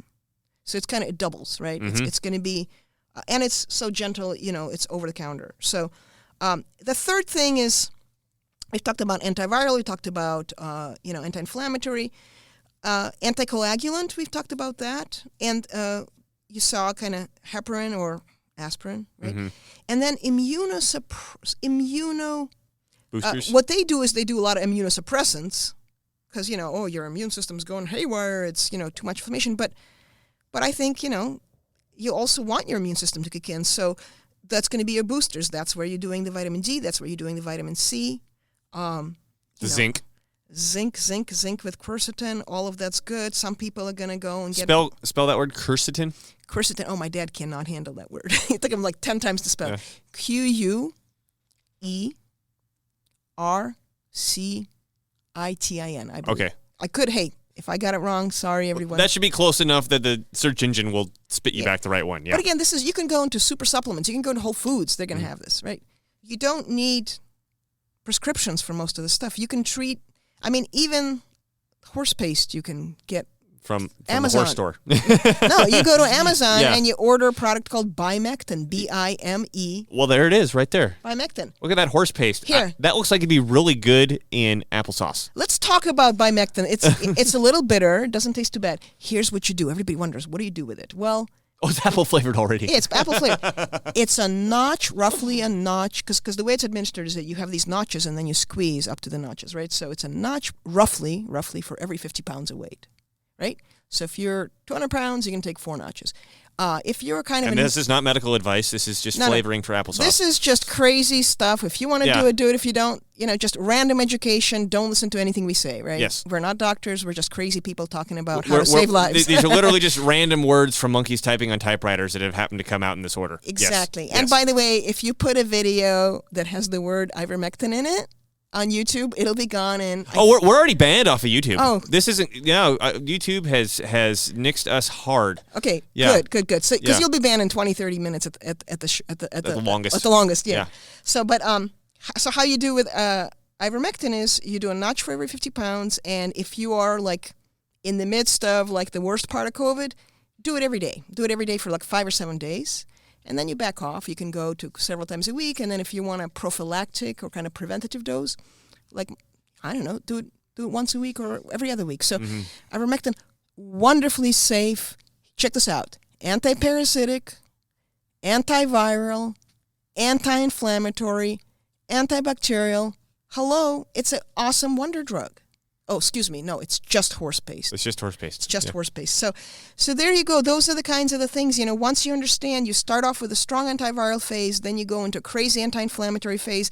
And if you haven't treated effectively, then you'll go into this, they call it the long haulers, where you end up being tired for months and you still don't have full lung capacity. Just stick with the horse paste. It'll knock out even the long haulers. The reason people have long haulers is they still have a little bit of the spike-free roaming in their body. They're still having a bit of that allergic response, so they're still not fully binding oxygen. Or they're not absorbing, full amount of oxygen. So stick with the ivermectin protocol, and it has been known to bring you back 99 to 100% back to normal within a month or two. So it's. That's my story. I just, it's just so sad to see people lose loved ones when it's, strictly speaking, not entirely necessary. If you know a little more than most people know. So what you dropped here is very, Yeah. similar to spending a couple days in front of a professor learning about medicine. Oh, okay. Right? And I got a degree in chemistry.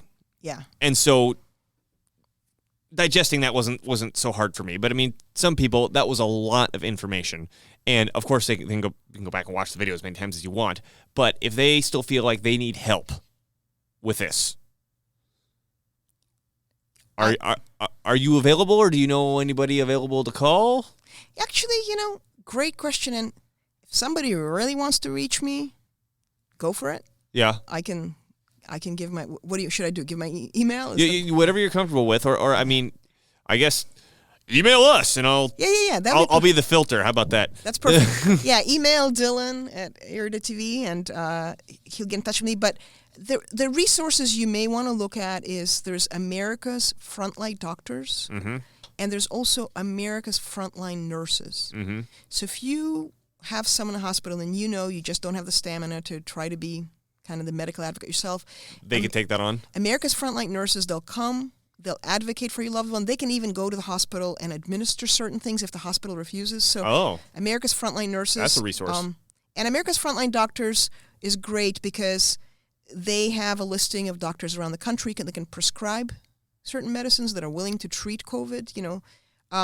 Some of the other websites I know, for example, is EXSTNC. It's E for elephant, X xylophone, S for Sam, T for Tom, N for Nancy, C for Charlie.com. And that's another place where you can go get yourself a doctor who will prescribe these alternative medicines. So I hope that's a good start. I actually have gotten a lot of support from a couple of groups, one on Facebook called COVID Early Treatment. There's early COVID treatment and there's COVID early treatment. But you can go there and you can access doctors from around the world. There's a gentleman out of India, Dr. DeMayo. He's having wonderful, wonderful results with another medicine called colchicine, I think, C-O-L-C-H. Colchicine? Colchicine, yeah. Yeah, I've heard of it. Swears by it, right? Having wonderful results, just like there's people who swear by ivermectin or budesonide or hydroxychloroquine. HCQ. We're not. It's not going on YouTube. Don't worry about it. Trump. Trump spoke for it, so it can't be good. So my point is that if you really want, if you open up your eyes even a little bit, there's lots of support. Do not think you're going to find it by Googling. Like Google. Well, why are you even using Google? Stop using Google. Yeah, Google is by now fully. It even if nerfed and weaponized. Nerfed and weaponized. They do two things. One is if you have results that used to come up on page 1, but they're not the right results, now it'll come up on page 100, right? So they found a way to suppress certain information and prioritize the official narrative, right? So the official narrative is that the horse dewormer is dangerous and it's going to land you in a hospital, and it's and we all know the official narrative, and it's really not. It doesn't necessarily provide best outcomes, but it provides the best financial results for the pharmaceutical industry. The best results. Best results for the pharmaceutical industry. So, so you can if you Google, instead of Google, maybe use DuckDuckGo. They seemed. I'm not 100% confident in DuckDuckGo, but right now it does seem to produce less biased results. Have you heard of the Brave internet browser yet? No. So I guess it's a shell or whatever you call it of Chrome that's supposed to be oriented around not tracking your information and all that sort of stuff. Brave has come out with a search engine. I haven't used it extensively to have any sort of confidence in it yet, but I mean that's another one you could try because Google is just so. You remember the days when Google really showed you, like really pulled up when you were looking for?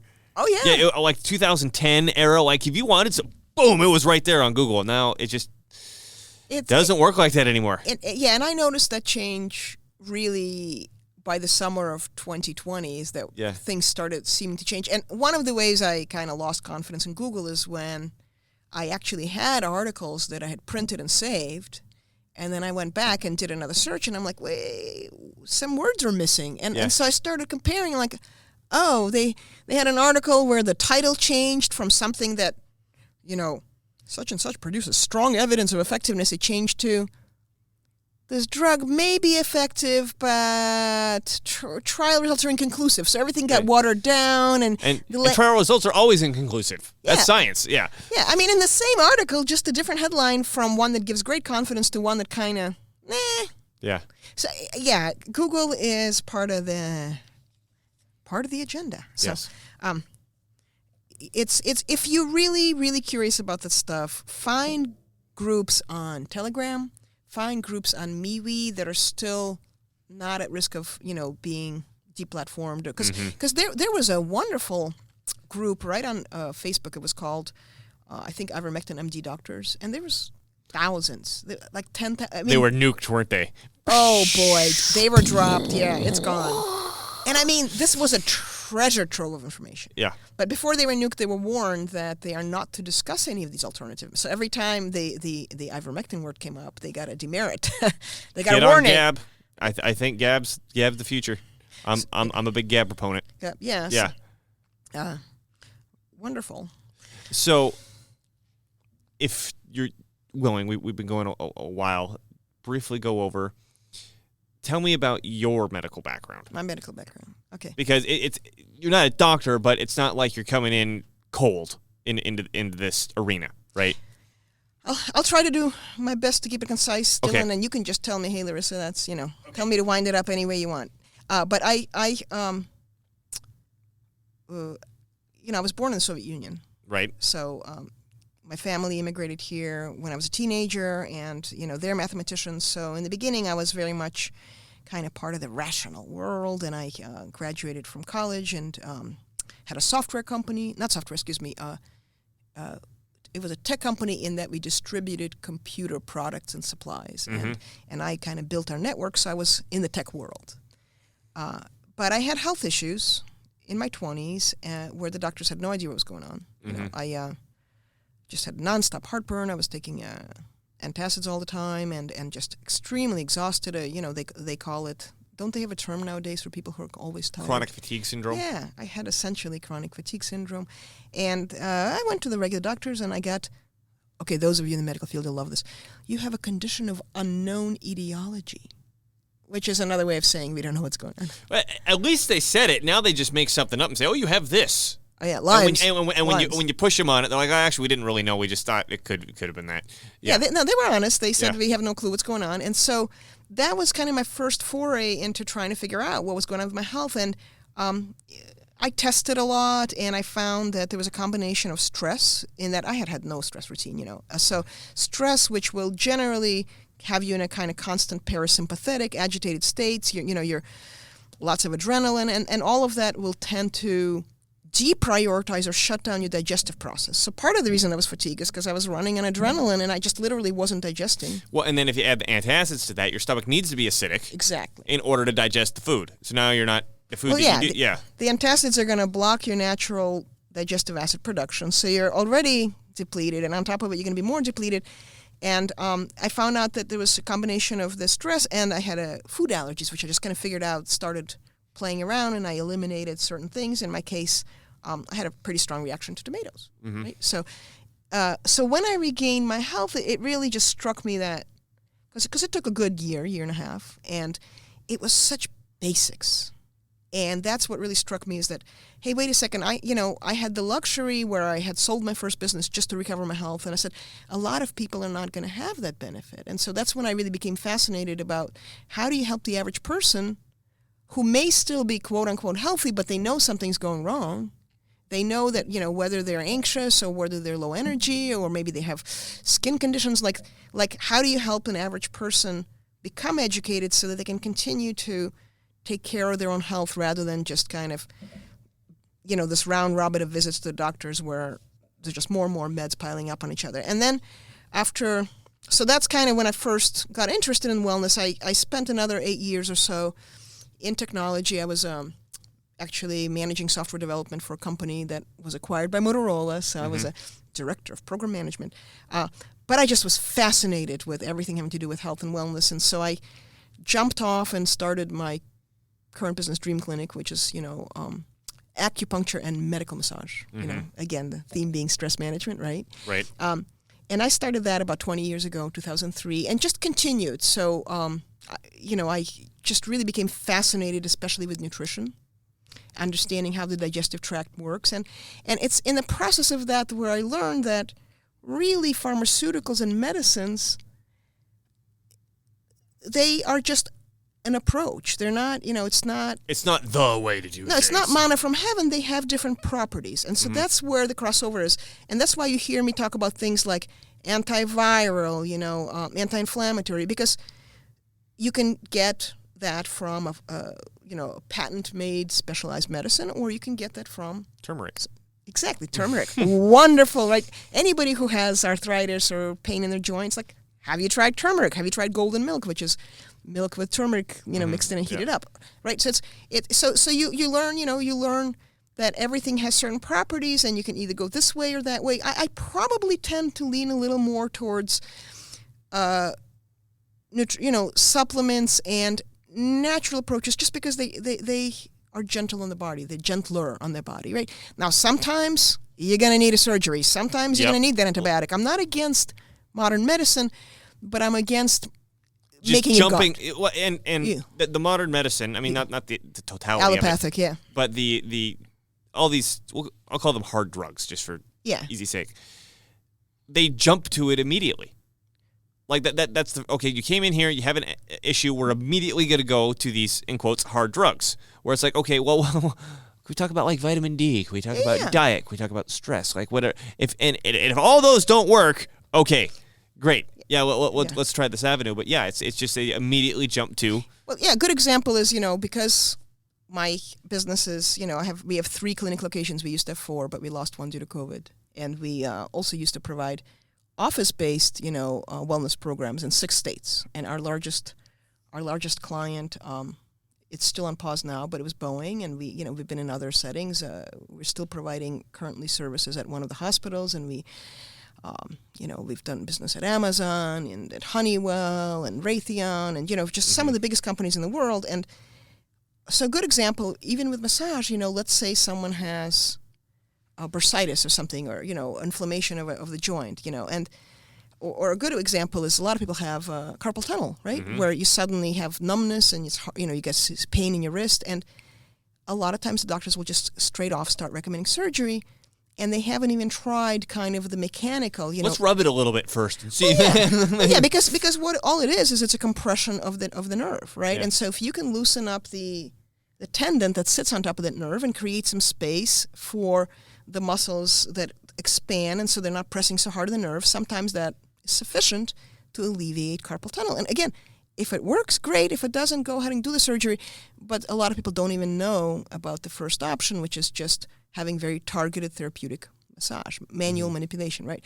Same thing is even, and since you asked me, I told you this may be a long answer, but I'm a huge fan of looking at what you're actually eating, because, if you've got Crohn's or some other, there's so many different inflammatory conditions, IBS, irritable bowel syndrome, all sorts of things that are just making life difficult, and we've got pain and our intestines are inflamed, well, yeah, you can start taking steroids or do things, or how about moving look at your diet and moving it towards something a little more alkaline, a little less inflammatory, Do we want to cut back on the meat just a little bit? Do we want to cut back on the cheese? Are we having a lot of flour, bread products that are kind of causing inflammation, right? And people don't even know what an anti-inflammatory diet is. Well, and then I also wonder if doctors even know, because it's not like they learn about nutrition, right? No, they don't. But people don't know that. People do not know that. Well, if you didn't know that, they don't. A typical medical school education, and this may have changed, but as of 10 years ago, you'll spend, if you're in a med school, Johns Hopkins, whatever, you're lucky if you have one weekend focused on nutrition. 1 weekend, that's what? 8 plus 8, 16 hours. For some schools, it's less. It could be just 1 day, right? Now, you're going to spend years of learning every pharmaceutical and the drug interactions, but you're going to get 1 weekend of nutrition, which you're going to forget, right? So unreal. And that was one of the biggest realizations that I had in my 20s when I first recovered my health and regained my, like I don't have chronic fatigue anymore. In fact, I'm one of the healthiest people I know now. But was to realize that with a little bit of study and a little education, I was able to speak about the digestive process with as much knowledge, if not more, than a doctors that I was talking to. It was crazy, and I would just say, hey, have you looked at, a lot of people have something called, they call it candida or they call it leaky gut, where basically your gut lining is compromised, and that'll lead all sorts of problems because... Which gluten will can do that. really... I don't want to say cause, but can really push you in that direction. Yeah. Yes. Yeah. So you've got leaky gut, which means you're having partially digested food proteins leaking in your bloodstream. That's going to create like a nasty autoimmune response. And your body's got to clean it up. Yeah. Yeah. And so you talk to a doctor, you're like, well, what have we done to try to repair the gut lining? Have we given any demulcents? That's another way of kind of like something like a marshmallow root or, aloe is great because it's an antiseptic, but it'll also kind of heal the gut lining. And people will just or stare. Or soften up with psyllium or something like that. Psyllium is another demulcent, right? And people, you just kind of, how about L-glutamine that helps speed up cellular repair, right? And you just get these blank stares. And so this is, again, I love medicine. I love doctors. I love, nurses. I think everybody's intention is great when they first decide to pursue kind of the medical profession. It's just somewhere along the way, people get put onto a very specific track. And the fact is, I think the more people realize, not that you don't want to work with a doctor, but the more you can also become informed and be a partner with a doctor in your healthcare, the better you'll do. Because sometimes they have it, but sometimes they don't. Sometimes it's a matter of bringing information to them, and then you guys can discuss it together. Yeah. Maybe you can confirm or deny this. I've heard that in order to become a doctor, you have to take 1/4 of biochemistry. Okay, I can neither confirm nor deny. I had a natural doctor tell me that, and I don't know how long ago she took her classes, and I don't know if anything's changed since then, but I've taken 1/4 of biochemistry. So I have the same biochemical background as a doctor. It's crazy, What? right? Yeah. It's crazy. There's just one kind of larger thought that we can put out there, Dylan, as we're inspiring people, which is that even if you're never going to be as knowledgeable as a doctor, because doctors are gods, right? They're gods. No, I've never had that view, but yes, I know that is. That what I'm saying. That seems to be the prevailing view. That's what they would like us to believe. Yeah. So even if the doctor is always going to be more knowledgeable than you, like your health is literally your business. Everything. Yeah. Like when you don't have your health, you don't have your juice, you don't have your joie de vivre, you don't feel great, you're not going to be playing with your kids or having a wonderful time with your spouse. Like whatever else you're interested in becomes secondary. So I'm like, it is, I call it's your life force. Your health is your life force. Why would you leave that in someone else's hands? That's my thing. You're not going to just let anybody jump on your car. You're going to take good care of your car. You're going to make sure the oil's changed. You're going to, nice clean seats, right? But you're going to just say, oh, the doctor knows better when it comes to your health? So I just really think that this kind of deifying doctors, not the right direction. I've always believed our health is ours.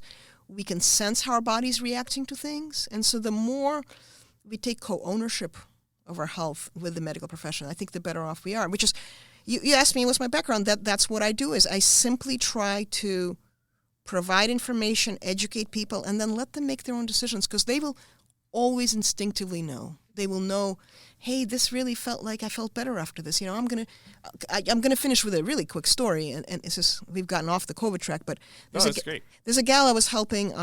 She was having really nasty ulcers, and so I said, I may be able to help you. So we had a conversation, and I said, well, tell me about your typical day. What do you eat? And the first thing I found out is that she has 2 or 3 cups of coffee in the morning with nothing.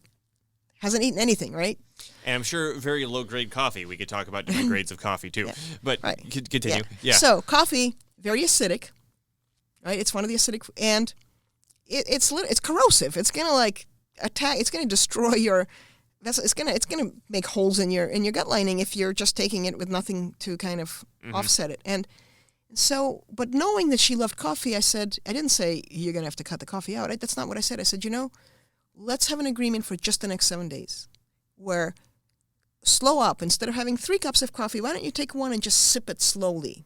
And on top of it, just eat something. Yeah. I said, whether you're going to have a muffin or an apple, just make it a commitment that you will eat something in the morning along with drinking your first cup of coffee, before or along with. And that was it. That was my only, I said, and just jot down how you feel, 7 days. Well, it was after 3 days, first day she did it, she felt a little better. Second day she felt better. Third day she forgot. She did her usual routine, immediately felt the pain. Yeah.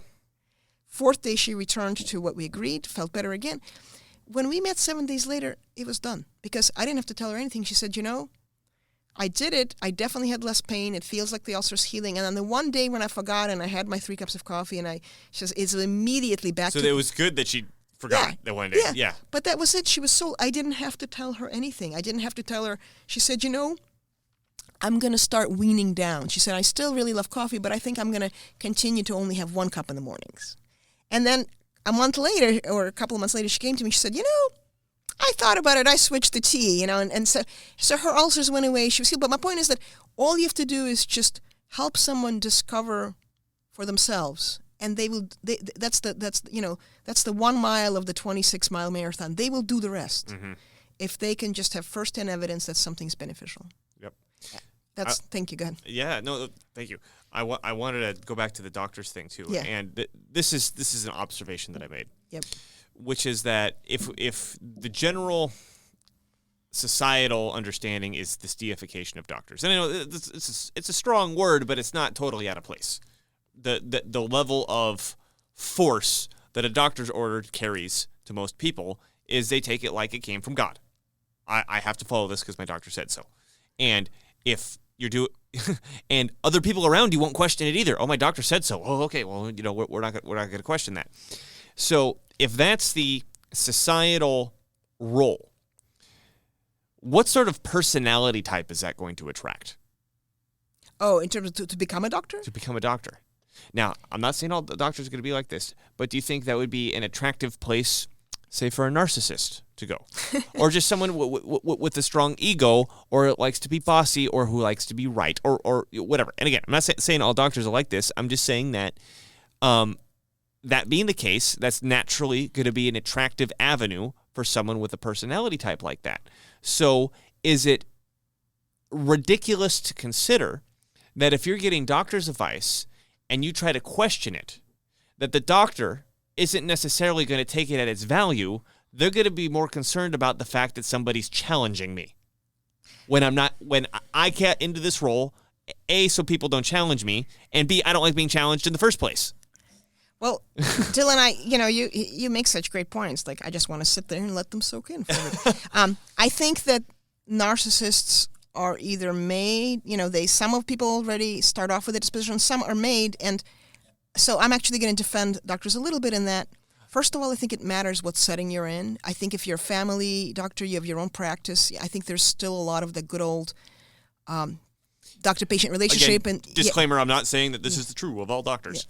Yeah. I think it's much tougher in hospitals right now because that's where the hammer's coming down with these standards of care. But I also know people that I did a recommendation for a gal who used to work at my business, and then she went to Bastyr. She became a doctor, and I remember that her motivation was very genuine. She truly, genuinely wanted to help people. I think anybody who goes to Bastyr probably has that. That's true. Yeah. Yeah.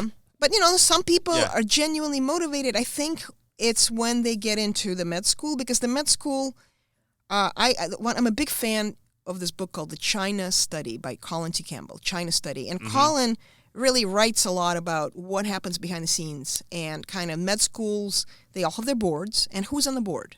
Well, most med schools will have pharma industry executives on the board. Oh, I wonder what their priorities are. Exactly. And so the curriculum at the schools is shaped in a very specific manner.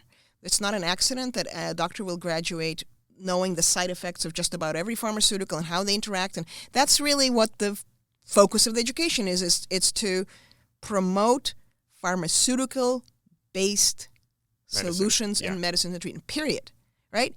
And so they go in with a particular mindset, but 4 years later, after just, this, plus remember, the environment that the doctors are studying in, a lot of times they can barely keep up with all the homework, and then as they're just holding on for dear life to make it through. Yeah. Well, remember how they have to do a residency, right? And the residency puts them into these crazy long shifts. They're sleep deprived. Well, all of that has a psychological effect. Like human beings that are under stress, not just one day, but chronic, are easier to break down and to influence. So I really believe that even the way that the doctors are educated, is it accidental that they're going through ungodly stress, or is that part of putting them into situations so that they're better absorbing the propaganda? Again, it's also a very interesting point. It's an interesting point, but once you start seeing that there is potentially kind of this agenda, then you start seeing little hints of it in different places, right? And so that's why I say that it's not necessarily that narcissists are drawn to the profession, but I think if someone has latent narcissistic tendencies, maybe they come out a little more. Yeah. Exactly. Because the message is like, the average lay person can't handle all of this. They're not going to, just like a person that doesn't have a lawyer and represents themselves, there has a fool for a client. Well, likewise, if you're trying to do your own medicine without a doctor, you're a fool of a patient. And so that's the message that they receive, and and then eventually they do come out with kind of that bias. I have so many stories. Just one super quick one was when my partner was still at home and doing better. He was early on in his diagnosed with a kidney disease, but still was in stage 2 or 3, which is, you can live with it. Well, the doctor was telling him to do a high protein, basically, what do they call it, the diet that's... Keto? Kind of a ketogenic Paleo? diet. Yeah, it was paleo. It was have all the veggies in the world you want and have, lots of meat and chicken, and every meal was having protein. And I had kidneys when I lived in Russia as a kid, and I'm like, that just didn't sound right to me, because kidneys have a hard time processing fats and protein. So you want to go, if you're going to have protein, you want to go with light protein, like fish, or ideally plant protein. You really don't want to be having red meat and then on top of it, heavy butter-rich or oil-rich foods, And so he kept having these meals, and finally, he started getting worse and worse. And, it took a year of arguing with my partner that he's like, well, the doctor says this, why am I even paying for a doctor if you're going to tell me otherwise? I said, I can't argue with that. Mm-hmm. I don't know, why are you paying for the doctor? But I think I think she's taking you in the wrong direction. And it took a second and third opinion when he finally got off the diet, but by then he lost a lot more kidney function. And then at the end, when he'd been written off, he was supposed to pass away 4 or 5 years ago, and we finally did get him on a vegan diet. And lo and behold, his numbers actually improved, and he was able to live another 4 or 5 years because we finally did change that diet. But that was an example, right? The doctor that he was seeing, she wasn't particularly loud or obnoxious or aggressive, but she was just dead wrong. Yeah. Just dead wrong. She had him on absolutely the wrong diet. Right. It was shocking to me, to be honest, because, she gave him some good drugs. She gave him some cranberry that always helps the kidneys, but the diet was destroying him. Anyway. Sorry. Yeah. No, that's fine. The more you keep me on, the more stories you get. Yeah, no kidding. Well, is there any last thing that you wanted everybody to know before we end it? Yes, I want to go back to what this all started as, which is kind of, how do you help your loved ones if they happen to test positive for COVID or have COVID? How do you help them navigate? And honestly, as much as sometimes the hospital, you have to go there, my advice is the same as a lot of people that I've spoken to, which is try to stay out of the hospital just because it's so difficult once you're there, and be prepared. Like, find out where you can get a little oxygen supplementation. They have these devices. Maybe find a doctor ahead of time that's friendly, that uses alternate therapies, and just be prepared. Have your zinc and quercetin on hand. Have your vitamin C and D on hand. Have your horse paste on hand. If you don't like that, then try chlorine dioxide, equally effective. I'm a huge fan of chlorine dioxide. ClO2, some people, it's the same thing they clean water with, Dylan. I know what it is. Yeah. I'm familiar. Yeah, it's great. It's a much more diluted dose. It's perfectly safe, and it just works just like hydrogen peroxide, but it's safer for ingestion. I love it. It's another great kind of all-purpose cleanser. So have your medicines ready, and have your budesonide on hand for if someone gets into cytokine storm, and just try to take care of it at home. Be proactive, because at least at home, you're going to get the good food. You're not going to get the surprises like the remdesivir that was accidentally administered to my partner. Yeah. So that's yeah. I'm really sorry to hear that. That's so frustrating. Yeah. Well, everything happens for a reason. Maybe it's so that I can share with all the folks that are going to be listening to this recording. Absolutely, and I hope they can take something. A lot of somethings that are useful from this. Dylan, thank you so much. Absolutely. This was a real pleasure, and gosh, time's flown, and hope we shared some good info today. Absolutely. So, this has been Dylan Moore with iRead TV. I've had Larissa Golden on. Your places. Oh, okay. No, the places you own. Okay, so the business that you're referring to, it's called Dream Clinic. That's just it. like it sounds. Dream as in sleeps. Dream Clinic. We have clinics two in Seattle. We have one over in Bellevue, and just award-winning business. We've been in Inc. 5000 4 out of 6 years. We've also made Puget Sound Business Journal's fastest-growing private businesses, in Washington State. So just good, high-quality manual therapy, massage or acupuncture. Happy to see anybody there, and don't take anything I said as gospel. Just or medical advice. just some information that you're welcome to double check. Excellent.